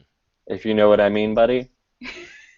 Sure, yeah, yeah. I have noticed that about the New Chesterians. They seem to kind of Yes, respect their own. it's definitely them, not you. Mm-hmm. Well, yeah. I mean, nobody said it was me. But yeah, obviously. Uh, the other option. Um, Fletcher kind of like laughs under his breath. the other option is, I mean, the other influential person that we've interacted with is the less desirable sort. I mean, we're returning not with birds, but perhaps the knowledge of the. Well, that Sawan and Thornborough they'd probably only care about this information if they could make a profit off of it. So it might not be the best people to let know that there's a threat. I Okay. feel like they would just capitalize on it. They seemed an unseemly source. They're the ones that made this whole situation of why we have to go find these birds in the first place. I hadn't thought about that. I was just thinking that they would warn their, criminal underground, so that they didn't get So you murdered. want to protect the criminals and not the town people. No, I think all life is sacred. So, there's a certain amount of protecting everybody and getting the news out as fast as possible. Well, I was thinking expeditiously. criminals tend to just watch out for their own, Hmm. and they listen to everything. So if we get the word out sort of above ground with the good townsfolk, they'll hear about it. If you're that worried about the thieves and the murderers and all of them. That makes sense. Yeah, yeah, sure. Certainly these types have their ear to the ground. Yes, yeah, so that makes a lot of sense. And that So, Saran woman seems to pay very close attention to the Greens anyway, hmm. so I imagine she'd find out straight from the source once we tell him. So, should we go try and find Kay? We might encounter her on the way to her house. She'd normally be here by now, so perhaps we can go find out uh, if she's Do feeling up to it. do you know where she lives? Have we been to her house? We haven't. No. Leon! Yes. You can see he pokes his head out of the back room where his shirt sleeves are rolled up and his arms are wet. Yes, Cedric? Uh, I, can you give us direction to young Mistress Kay's house? Her house. Uh, We were supposed to meet her here this morning, but she hasn't showed up yet. well, I mean, she does have a job. She works for her parents. So there's a good chance she's out on errands or working at the store. Oh, they have a store? Yes, they own the general store. Oh, do they sell shirts at the general store? I don't know about shirts, but they definitely sell cloth. Well, that seems like it might work out well for both of us. So, can you tell us where the general store is? Yes, and he sort of he walks to the door and sort of like the door of the bar and opens it and points kind of kitty corner. So there's this larger structure sort of at the edge of the market district where it butts up against the docks. And he says, over there, that's the general store. Oh, okay. Thank you very much, Leon. Of course. Is there anything else I can do? Nope. I suppose we'll see you later. If Lucanus comes down, tell him that we've gone out to meet with Kae, and we'll be back later. Of course, I can do that. So for the record, Cedric is wearing a chainmail vest with nothing underneath it.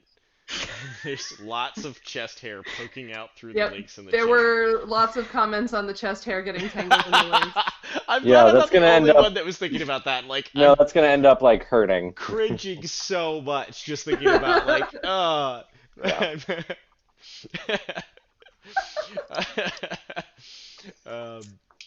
Oh my gosh. Cedric heads out the door, and I press one gold piece in Leon's hand, and I'm like, for his laundry and all of that. Thank you. I appreciate that. Thank you. Have a good day. Then I walk. Are you Then carrying the bag of head with you, or did you leave that in your room? Oh my god, it's gonna smell so bad. Yeah, Yeah. I think he brought it down because he had thought that maybe we would head straight to the Green's house. And then So now you just have it? Yeah, now I just have it. Great. Yeah. How you don't want your boyfriend to meet your parents, shirtless with chainmail and with an orc head. Did Kay just call Cedric her boyfriend? No. But I'm just Just in general. general. In general. Just in general. It's happened to us Yeah. all, yeah. Oh, sure, yeah, absolutely. We've all been That's there. why, yeah. Eric Early says that they call it a dwarven wax when you wear the chainmail.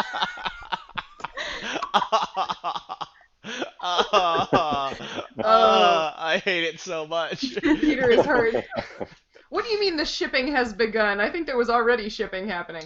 Anyway, so the two of you are going to the general store, is that correct? Yep. Marvelous. Kay is there. Okay.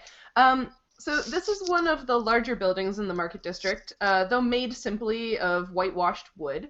There are several parchment windows in the front and on the sides of the store, and above the door in bold, even hand-painted black letters, it reads, New Sachester General Store. All right, this seems like the right place. Go in. You go in. Upon entry, you feel you must immediately find your place and go stand in it. The room is so full and yet so organized. Labeled wooden bins on shelving hold potatoes, onions, and apples held over from the previous year's harvest. Above these are glass jars containing all manner of prior summer's fruits and vegetables preserved, pickled, or jellied. Against one entire wall stand racks full of farming implements, and against the other side wall you see stacks of sacks of seeds, flour, sugar, salt, and other bulk goods. The counter at the far end of the room appears scrubbed clean, with small paper labels advertising meat, cheese, and other items not set out for immediate sale. The shelves behind the counter hold bolts of fabric in various colors and textures, as well as things like candles, soap, water skins, small boxes, and the like. Behind the counter, you see a soft-bodied, shorter woman with brownish auburn hair that she wears down her back in a thick braid. She's got deep-set gray eyes, and she's got sort of a customer service smile on her face. She's wearing simple clothing that's very clean, and she's just sort of waiting at the counter and sees you enter and says, hello, can I help you? Hello. We're here. Well, I suppose he's here, perhaps to buy some fabric. But we're also wondering if Kay is around. You're looking for Kay. May I ask who you are? Yeah. I guess this is a little weird. We've actually been spending a lot of time with her. When she was just gone for a week, we were with her. My name is Fletcher, and this is my colleague Cedric. We've been doing a lot of things about town with her, and we have some important business to take care of with her today with the Green family. Okay. Well, it's good to put names and faces to the story. Hi. My name's Elizabeth. I'm Kay's mom. It's so good to meet you. Hi, Elizabeth. My name is Cedric. So Kay's back. That's good. I didn't check her room this morning. Uh, But Leon told me that you all had sort of gone off to help a friend of his and then never came back, and I was sort of trusting in his trust in all of you, and Kay's odd new friends. Hi, and she's staring rather hard at Cedric. Like, Fletcher seems pretty normal, but Yeah. she's like, Cedric seems, like a naked dwarf with a head in a bag. well, are you just holding the head in a bag, like, at your side? Is it in your backpack? over your Like, shoulder, yeah, like, just, like some kind of macabre Santa Claus. No, Oh, no, I no. think it's like dangling from his hand. Like he doesn't want to put it in his bag because he doesn't want to get orc blood on the stuff in his bag. So Oh my it's kind of God. he's kind of just holding it like I don't know, like a child holds a stuffed animal, just kind of dangling from his hand. So you're Kay's new friends, huh? Well, we've done a lot of business together. I think we've business partners, perhaps. Um, I'm glad you're all back safe. And you said you were looking for her. I assume if she's not with you, then she must still be in her room at our home. Probably sleeping, Oh, since We, you we, all were we, gone for a long time. yeah, when she did not arrive this morning at the Marked Bird, we assumed she was probably sleeping in. We certainly were all very tired. we just Hmm wanted to make sure she was okay and kind of talk to her about her plans. We do that, kind of check up on each other and make sure everybody's okay. hmm That's good to hear. Did you say you needed to buy some cloth? Yes, as you may have noticed, I need a new shirt. Um, uh, my old one is quite Hmm. stained, in Mm-hmm. very disgraceful amount, and so I need probably two new shirts. Um, Mm-hmm. so I don't suppose you sell shirts here. I don't. I'm not an especially accomplished seamstress. Did you just want cloth and to make them yourself, or were you looking for ready-made or tailored shirts? Well, I don't really know. I've never really bought a shirt before. How does one normally do this sort of thing? How did you get your first shirt? How do you have your shirt? I mean, my mom gave it to me, Uh, obviously. um, well, there are two different tailoring shops in town. So you could go to one or both of them and either buy a shirt that they have ready made or commission a shirt or two or however many you might need. Oh, Um, okay. That seems simple enough. Yeah. I just I got mine when I joined the priesthood. It was a hmm. gift, and I've only Did you ever not needed the wear a one. shirt before that? No, I had a different one, but it was a different color, and Mm-hmm. He's from underground.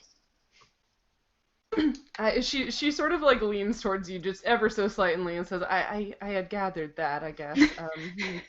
he's so white. He's like blindingly pale underneath. It's like everything except his hands and his face are just like paper white, snow white. All right. Well, thank you so much. If perhaps if you see Kay later, tell her we stopped by. Should I tell her you're going to the tailor's? Yes. Which Mm-hmm. which tailor do you recommend? A one that caters to dwarves? Well, it sort of depends on what you're looking for. Um, sorry. Oh my gosh. Why is this not coming up?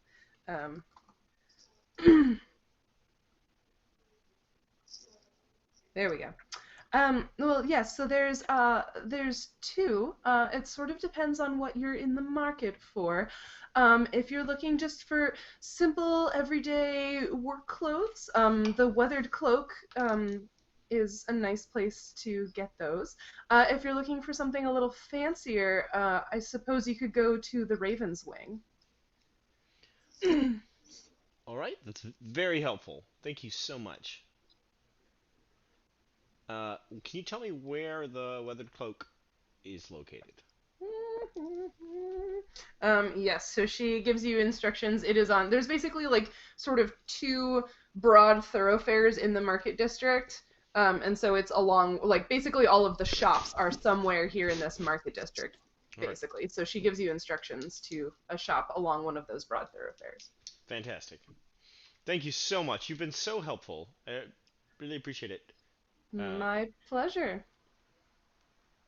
It was wonderful to meet you. Kae is a wonderful person. You must be very proud. Yes, I'm proud of all of my children. A testament to your parenting. Goodbye. Goodbye, and we'll hope to see you again soon. Goodbye. We exit. Stage you left. Exit. Oh boy.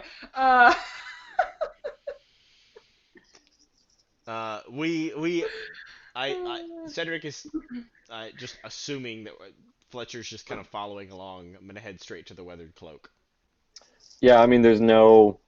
Of course you are. The one thing Sheryl didn't plan for. Yep. Yeah, can't believe you didn't plan for shirt shopping, Sheryl. No, that is the one thing. I had so many plans, and shirt shopping was not one of them. We're good. Go shirt shopping. Yeah, with Kae not being there and still sleeping, and like, I think Fletcher was kind of like,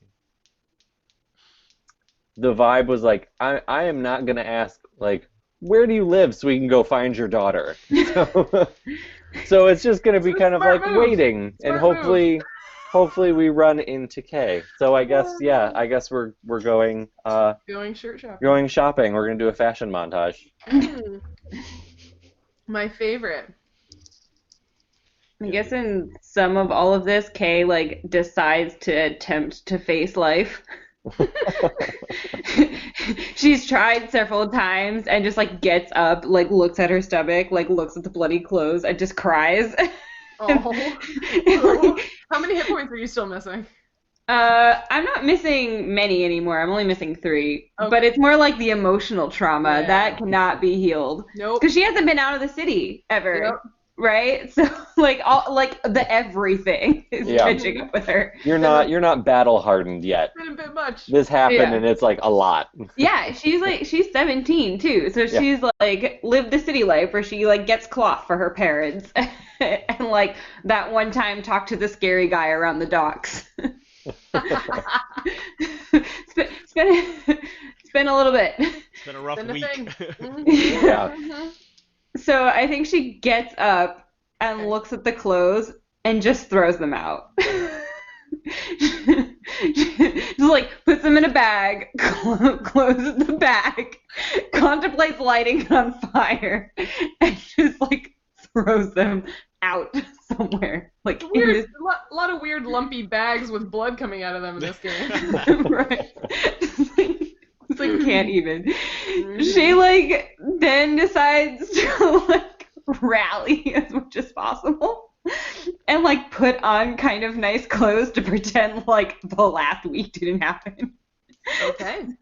Struggles to put on makeup several times. Then it never comes out quite straight or quite right, and figured she'd just cry it off anyway, and just like wipes it off, tassels her hair, and trudges out of the house. So relatable. That is hardcore relatable.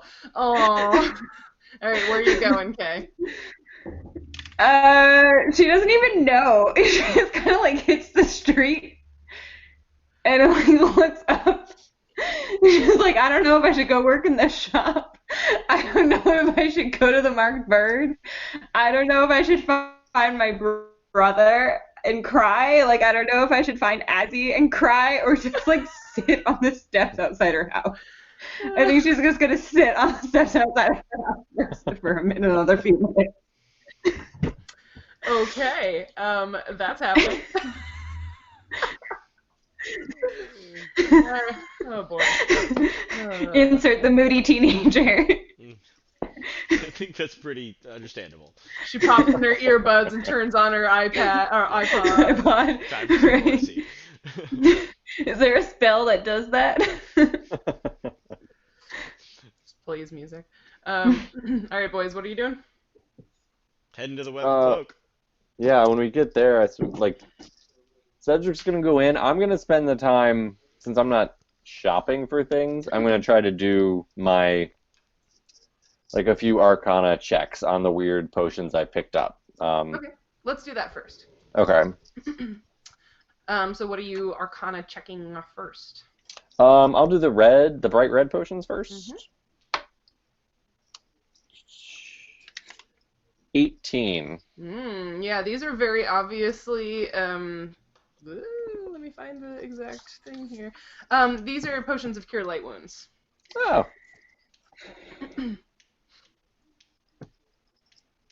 That health insurance we didn't buy. Yeah. So that's 1d8 plus 1. Dang.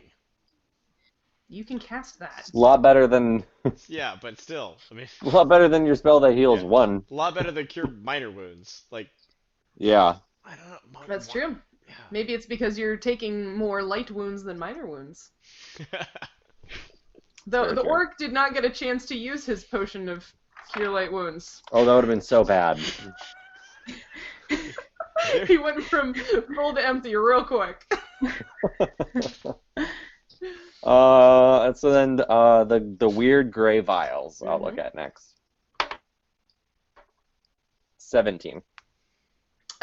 So these don't necessarily seem like they don't seem like a potion. They don't seem like something you should drink. But you're not they seem really thick, and you're like, I don't feel like this is meant to be drunk. I could be wrong, but so yeah, you're not entirely sure what they are, but the packaging and the viscosity makes you think that they're probably not consumables. Okay. Gross. Give them to Cedric. He drinks things all the time that aren't consumables. This shouldn't be Like eaten. that beer that I'll one have time. Cedric eat it. Yeah. Or Lucanus ate that random bit of seaweed without you Yeah. knowing what it was.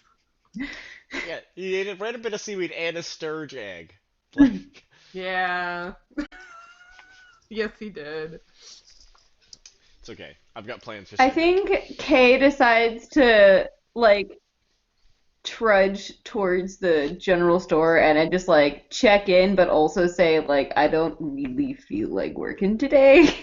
Okay. We'll get to that in a moment.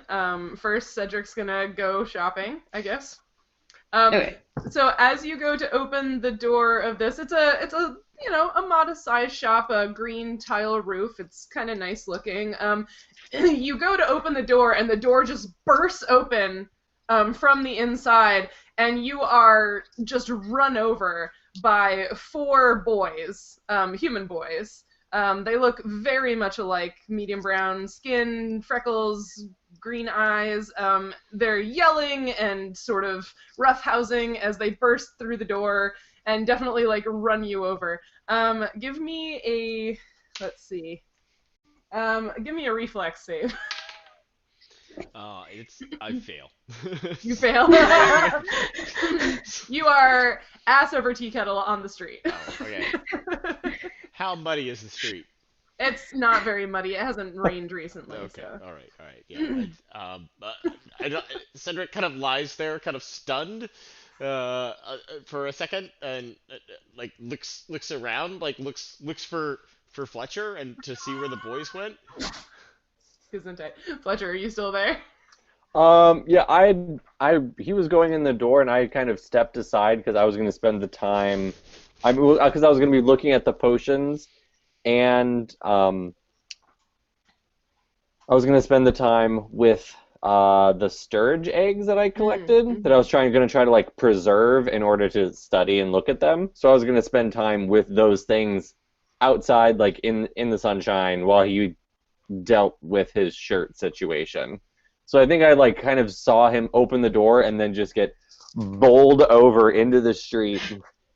by like this fracas of children. And Fletcher doesn't really do kids, so There's a lot of relatable things happening tonight. so he's just kind of like I'm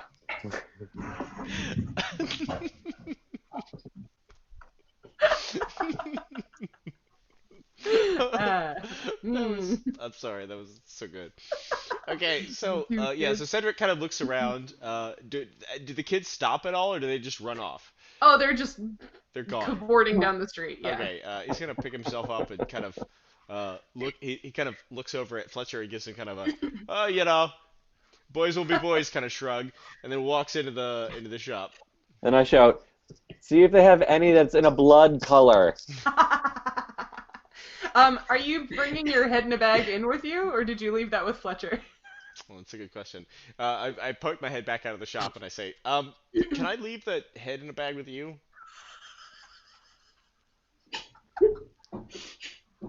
I guess. Yeah, alright, here you It's a go. head of lettuce, guys. It's a head of lettuce. Kind of Fletcher like doesn't do kids, but he's with Cedric. sets it on the ground, like, next to Fletcher, like, right at his feet, and, like, goes I back kinda- inside. And then I kind of like, I nudge it like a little bit further away, just like with my foot, and then start looking at my stuff. It sort of like flops sideways. Yeah. I'm assuming it's like tied at the top, like it's knotted, like the head's not gonna roll out. Yeah. Okay. Then I start looking at my stuff while you're inside. Okay. Cedric, so you go on into the Weathered Cloak clothing shop, and there's bolts of fabric and some sort of like dressmakers dummies and stuff, and they do this is rather expensive, you would know, but they do have a full-length mirror. It's not necessarily an especially nice mirror, but they do have one. For people to look at themselves. And there's some racks with Cedric wouldn't even need a full-length mirror.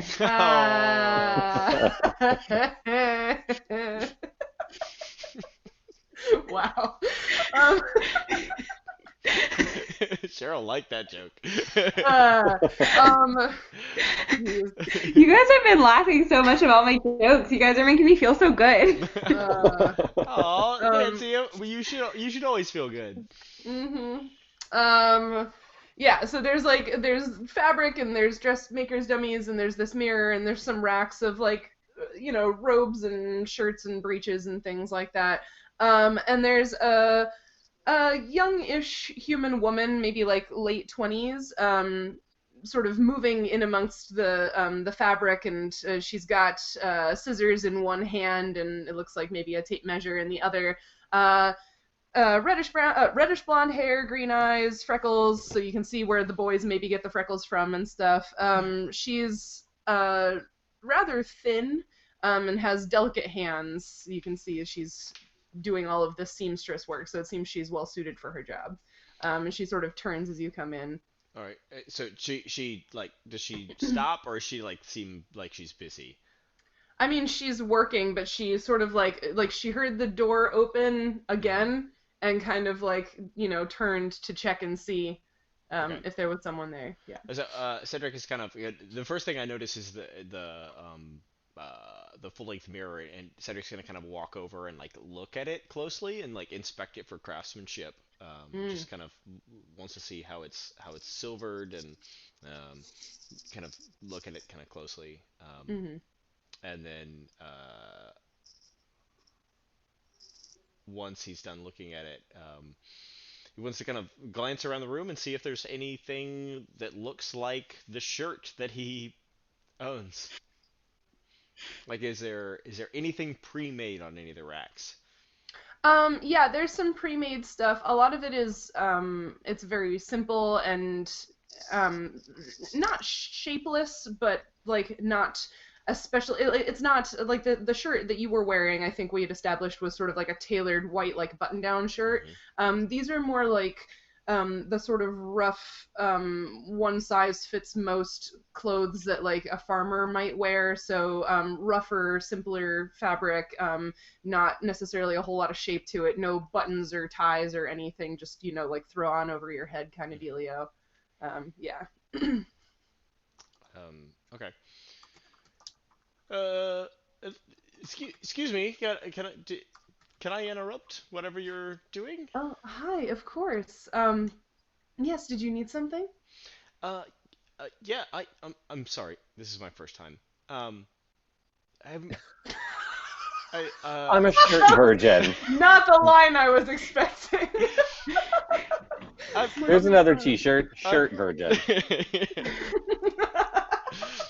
I'm hoping to purchase two shirts from you, if that's all right.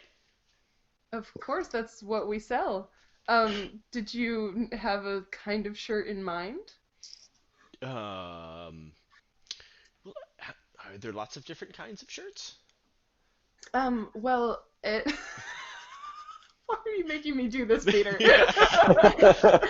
Having to explain shirts We like to someone watch you who's never squirm. dealt with shirts before. Well, so there's the ready-made ones here on the rack, but these are just, well, they're a certain size and a certain fabric.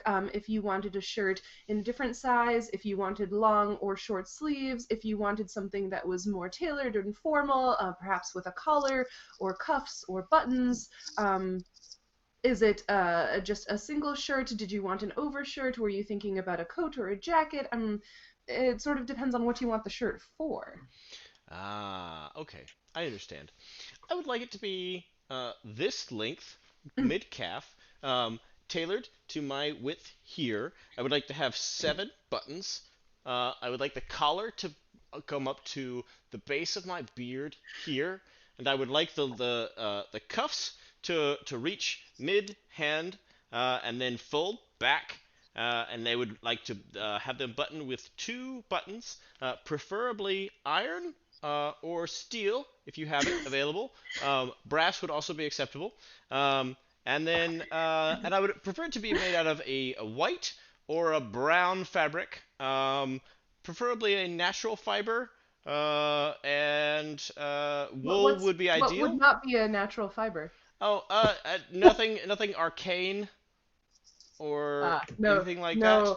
No arcane rayon. Okay. Yeah.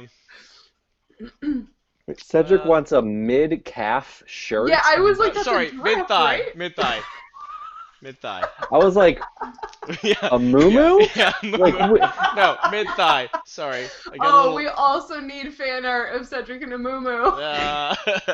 Well, like a normal off-the-rack shirt for Cedric is gonna be a moo-moo, right? That's like anything true. that fits a human is gonna be. Yeah, anything on those racks would be giant. Eric, I completely agree. I think he is more nervous at the tailors than he was at the brothel. It's true. Also, I said I wasn't prepared for you to go shirt shopping, but you were obviously very prepared because you have a huge list of requirements. Yeah. Luckily Cedric knows exactly the shirt he already has and is just describing that intimately. Okay. Yeah, so she sort of holds up one hand quietly and says, okay, that's a lot of specifics. Can I start by taking your measurements and then we can just write down what you need from there? Yes. And so she takes the tape measure and she does all the measurements and then she goes to like a desk that she's got and starts writing down your requirements. So you said brass or iron or steel buttons. Mm-hmm. Steel or brass. Or sorry, steel, iron, brass. With that. Okay. I'll have to ask the blacksmith to make those. We don't do fancy metal buttons very often. But what do you typically make your buttons out of around here? Just bone, horn, wood, yeah. shell. No. Yeah, it'll have to be some sort of. I know what non-plastic buttons are made out of. No, that's all good. I actually do know a little bit about buttons. We made buttons out of the antlers from the deer that my dad shot. Tagua from Ecuador was used a lot in the button industry. Oh, you told us that before. Yeah, and then it got replaced by plastic. Oh. But it was the substitute for ivory, so, headed in the right direction. Yeah. Maybe we'll go back to Otago after we get rid of all the plastics. Well, hey, that would be cool. Yeah. We should start a campaign.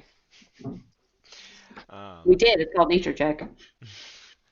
And here we are. Mhm. Yeah, so Veronica just quoted me and said, "Not everything is about Ecuador, Nancy." Thanks, Veronica. Oh. Related. We were talking about what buttons are made out I of. know. Man, our chat is on fire tonight. Thanks, guys. She also says she loves you, Nancy. All right. Yeah. So basically, the young woman says that. So yes.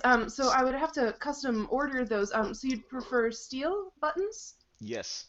Okay. And she's doing the math. You said 7 down the front, and then 1 each on the collar and 2 on the cuffs. Is that right? Yes. Okay. So that's 11. No, that's 13. 13 buttons. Yes. Okay. Yes. Lucky number Okay. 13. Yeah. All right, and you said white or brown. How many of these did you want? 2. Just the one? 2. Okay, so 26 buttons. Mhm. Would you like 1 white and 1 brown, or 2 brown or 2 white? I have all of these fabrics, so you could choose cotton or linen or wool. I picked 2 kind of brownish rust-colored wool. Marvelous. Okay. I will make these. I'll have to wait for the buttons, but they should be done. Oh goodness, tomorrow's a holiday. Hopefully the day after tomorrow. Tomorrow's a holiday. What kind of Tomorrow's holiday? Oh, it's New Seychester Day. Oh. Yes, I came prepared with holidays. Is that like the founding of New Seychester? Yes. Oh, I didn't. Oh, I never celebrated that. How's it? What do you guys do? Is there a meal or like a parade or something? It's just sort of a day where everyone the shops most aren't open, and yes, there's sort of celebrations in the streets and food and drink, and everyone decorates the town, and it's just sort of a day to celebrate the brave founders, the naval sailors from Tenebria who first found this place and set up the fort. And she sort of gestures, like you're inside, but she gestures in the direction of the naval fort. Oh, And so, yes, there's often some sort of military display. that's so quaint. I love it. Mm. Yes, so since tomorrow is the holiday, maybe the day after tomorrow or the day after that? Oh, okay. Sounds good. Yes, that sounds like a very reasonable amount of time to make a shirt in. Cedric has no idea how long it takes to make a shirt. Nope.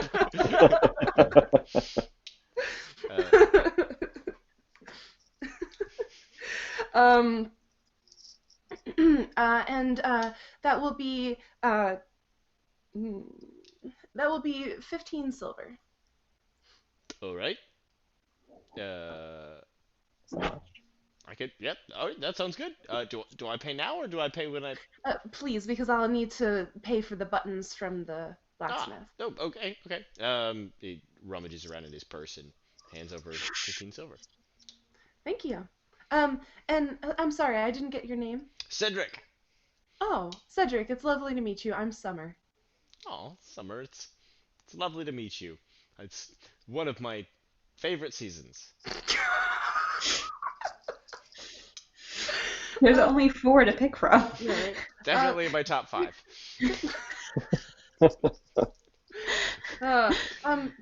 Thank you. All right, Cedric. Well, I'll have this shirt ready for you at most 3 days from now, hopefully sooner. I'll get my husband to help me. Oh, okay. Should I just come back or just drop by in a couple of days and? Unless there's someplace you'd like to have them delivered. Oh, yes, I'm staying at the Marked Bird. Oh, So I can you do just that. have them delivered there. Absolutely. Oh, I'll send them with my boys as soon as they're done. thank you, Summer. You've been wonderful. Your boys are those the boys that you 4 of them? They're about Yay Oh, yes, hon. they left just before you came in. Yes, you must have seen them in the street. Yes. Yeah. Okay. Yeah. All right. Sure. Yeah. Yeah. If they, yeah, just have it delivered to the marked bird. Sounds great. Thank you so much. I'll be going now. Thank you for making this a very enjoyable experience. Why was that so hard? Because I am the worst. Thank you, Sheryl, for helping I Cedric through his wouldn't. first T-shirt experience. I wouldn't play D&D with anyone else. All right. Sorry, Kay. You went to the general store to talk to your mom. Yeah, I guess I like rally myself enough to like talk to my mom kind of normally. Kay, you're Hi, back. I am back. Hi. Hi. I was a lot concerned. Leon said you just sort of left and that you were with your new friends and that you would be fine. And I'm fine. Sorry. I'll tell you. You look like you've been crying. What's wrong? I mean, it was a week. There were some good times. Mm-hmm. There were some stressful times. Mm-hmm. It was just very overwhelming. We kind of went outside the city walls, but as you see, we're back, so everything is fine. But there's lots of things out there. But not all of them bad. A lot of them are good. I'm a little tired, so if I could, have the day off maybe, that would be great. Mm-hmm. Please. Yes, but you do know that tomorrow's New Sagester Day. So Yes. So there are a lot of things that need to be delivered. Right. You can take some time, but we will need you to be doing some things. I think I'm going to send your father out to do some runs as well. I'm very glad you're back, and I'm very glad you're safe, and I do want you to be able to take care of yourself, but we do have customers who need things before the holiday. That is true. If I can take some packages now, where would you like me to go? All right, so she hands you some packages going to the middle class and upper class districts and a whole bunch of random places, so you can head off on those errands. I decide to run home and fix my makeup if I'm going to be on work stuff and try harder and then go deliver stuff. Marvelous. I love it. And this is, so we are at 10 o'clock Eastern, which means that it is perfect wrapping up time. Thank you so much to everyone who has hung out with us for any of the first 10 episodes, including especially tonight. Y'all in the chat were hilarious, and I'm so glad great. you were there. Thank you for hanging out with us while we skewered goblins and shopped for shirts. On a day's work. Meeting more NPCs is always a good time. We are taking a break for the month of December because things. We will be back in January on Saturday, January 11th at 7 p.m. Eastern to pick up with episode 11 of Nature Check. Like I said, in the meantime, keep an eye out on our Twitch channel and our YouTube channel. We might have some extra fun, not core game things going on, so stay tuned. Anybody have anything else? No? Mm-mm. No. Alrighty. No. Well, everybody have a great holiday season. Yeah. Great holidays. I am so especially thankful. New Sagester Day. You should definitely New celebrate Sagester it. Day. Yeah. And the next, those couple things we still have to talk about on our to-do list, come back and watch us go through those little mini arcs, because I think they have a lot of science discussion built into them. Yeah. So There is- we'll be doing lots of our little breakouts to talk about those things. Absolutely. There is so much science in the near future. There are some really cool NPCs coming up. And, hey, guess what? In the year 2020, we will have even more guest players, so stick around for all of them. Or maybe become one of them if you want to. Don't forget to email me at therovingnaturalist@gmail.com if you are a scientist or science-adjacent person or science enthusiast who would like to be a guest player on our show. Other than that, thank you, everyone. Have a wonderful holiday season, and we will see you back here in January of 2020. Bye. Bye. Bye.